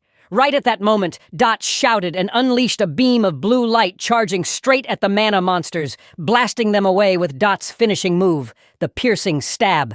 He frowned in confusion as he watched the scene, while loud laughter echoed above, surrounded by a desolate, ruined landscape. Tleyan stepped forward to the guildmaster, scratching his head and repeatedly asking in surprise, "What the heck is going on here? What are these monsters? And where's Viscount Jerba?" In response, his friend joked, "Oh, you notice my technique? I'm looking forward to your feedback." Then Dot explained, "They're all your teammates who have been transformed." He looked at the monsters and continued, "If you wear that necklace, you'll become like them too." Hearing that, his whole body started trembling uncontrollably. "What?" Tleen glanced at Dot and asked, "Could this be a situation orchestrated by the Viscount himself?" Dot nodded and replied clearly, "Exactly. If you don't want to witness true hell from now on, listen to me," quickly grasping the gravity of the matter. Tlay and nodded urgently in agreement, but continued to ask, "I understand, but what about you? What do you plan to do?" Dot answered, "I have to take care of something else. I must protect the civilians and stop the Viscount." His words made Yo turn back in awe and admiration. Dot's combat abilities, even in a disaster situation, were nothing short of impressive. Still surprised her. He hurriedly urged, "Anyway, let's go." Talai and obeyed the urging, also realizing that staying here wouldn't help the two of them. So, he quickly ran away immediately. Understood. After he left, Elo glanced over at Dot and asked, "Do you know where the Marquis went?" He wiped his mouth and coughed once to think of an answer. "Well, I have a guess." Dot looked at the energetic man to crowd standing under the moonlight and shared his deduction. The goal of these demon cults is always the same: to spread despair and chaos everywhere, bringing the darkness of the demon realm into this world. There is only one place he would target. At the same time, Guy flew to a yellow energy barrier ahead, staring at the huge barrier before him. The old man wasn't confident he could destroy it. "Though I can't break the entire protective barrier, at least I can cause some damage." Saying that, G quickly began compressing dark energy into his palm, shaping it into a sphere. In an instant, the black sphere grew larger, emitting an oppressive aura that made anyone nearby tremble with fear. Suddenly, Dot's cold voice rang out from behind. "All right, stand still." Hearing this, G was a bit shocked. Unable to hide his surprise, he turned around and asked, "Dot, how do you know you're a dragon?" He sneered at the old man's surprise. "Too obvious. Your actions are far too predictable. You've gained the power of the demon, yet you plan to leave the place where evil is sealed." Given the critical situation, Dot was now being carried hurriedly on Io's back as they rushed forward, watching the two battered figures who had just arrived. Gon was not panicked at all. Instead, he was even more delighted, sneering. "Thanks to you, I don't have to waste time searching for it. From now on, just kill them all and protect the princess. That will be enough." Oh nodded upon hearing this, an audacious thought rising in her heart. Until now, the level of trust he placed in me is truly hard to get used to. But I have to be worthy of that trust. That is the pride of Chisot. Seeing her like that, Gon didn't understand what she intended to do and only managed to say, "Princess." Immediately after, Yellow concentrated his strength into the sword and charged straight to confront the devil. While the two were fighting midair down below, Dot seized the chance, running closer to the net while shouting loudly, "Chairman, this way!" watching the direction the pursuer was coming from. The demon Gon was startled, then focused dark energy in his hand and hurled it at him, shouting, "Don't even think about touching me!" The old man was high above and would not let him off easily, continuously launching dark energy spheres to attack, but Dot seemed to dodge them all. His eyes went wide, stunned that he hadn't hit the guy even once, and he exclaimed in surprise, "How is this possible?" While he was still shocked and focused on the Elo's sword blade kept relentlessly attacking, almost stabbing Gon, the situation became critical. Quickly regaining his composure, he swung his arm to retaliate. The two powerful attacks collided, flinging both men backwards. Streams of his black energy kept raining down from above, forcing Dot to do nothing but desperately defend and dash toward that spot. Gad saw him focusing on running and gave chase closely. "Taunting, you filthy insect! Fight me!" Behind him, Elo stuck tightly without letting go. Growing increasingly irritated by the chase, he shouted, "Don't just keep running away like that!" Guy looked back, feeling really annoyed, thinking, "What a pain!" The princess, forced to deal with both opponents at once, he shrank his body and began releasing an enormous surge of energy, blasting both Dot and Lo away. Not stopping there, G focused power into a sphere at his chest, causing it to glow fiery red with increasing intensity. Seizing the moment when Dot was sprawled on the ground, he directly unleashed his dark claw attack. It was like a gigantic arrow composed of tens of thousands of black beams carrying destructive power aimed straight at the he shouted loudly, "I will definitely end you!" A massive energy sphere with terrifying power showed signs of cracking. Dot's eyes popped wide open, teeth clenched as he stared, stunned at the scene before him. Immediately after, shards of black smashed directly into the yellow protective barrier, making him scream out loud. The shout caught Io's attention, and he turned to look. Just like that, Dot took the full brunt of the energy attack, and the yellow protective barrier around him shattered into pieces. The direct hit caused him such pain that his eyes rolled back, face twisted as if punched. Then he was flung through the air, accompanied by a pitiful scream. Finally, his entire body slammed to the ground from momentum, covered in wounds that made him helplessly groan. Golly Up High watched this unfold and laughed loudly. "There are more of you here than I thought. Looks like you're out of tricks." Elo bravely stepped in front of Dot to protect him. "Get up. I'll buy us some time. You go ahead." The old man put on a smug expression, smirking sarcastically, honestly saying, "You two truly are a match made in heaven." His words made her slip into a brief moment of thought. Until now, I've only been taking and never giving back. Suddenly, she remembered the moment Dot rushed to shield her. Her next memory was of him helping her fight off the traitor. The image of him raising his fist to block, protected by the yellow barrier, appeared before her eyes. Isn't it about time? At least once I repay him for that. After a moment's thought, Io finally turned around and urged him, "Hurry up." At this moment, a notification appeared. The life chain has been activated to increase endurance, and health is regenerating. She slowly edged forward, her body darkening, her hand gripping the sword, emitting a few red sparks. "I will trust you till the very end." In the darkness, G witnessed the touching scene of the young couple and got a sudden urge to snuff it out. "How touching? So, your little strategic meeting is over. Isn't it unfazed?" Yo looked up at the old man and challenged him. "Count Gade, just one question. Tonight, in your eyes, are that person and I a good match?" This unexpected question made the old man's face freeze, and he was silent for a few seconds. That's it for today. If you want a part 3 of this manhwa, comment Whitehair Beauty.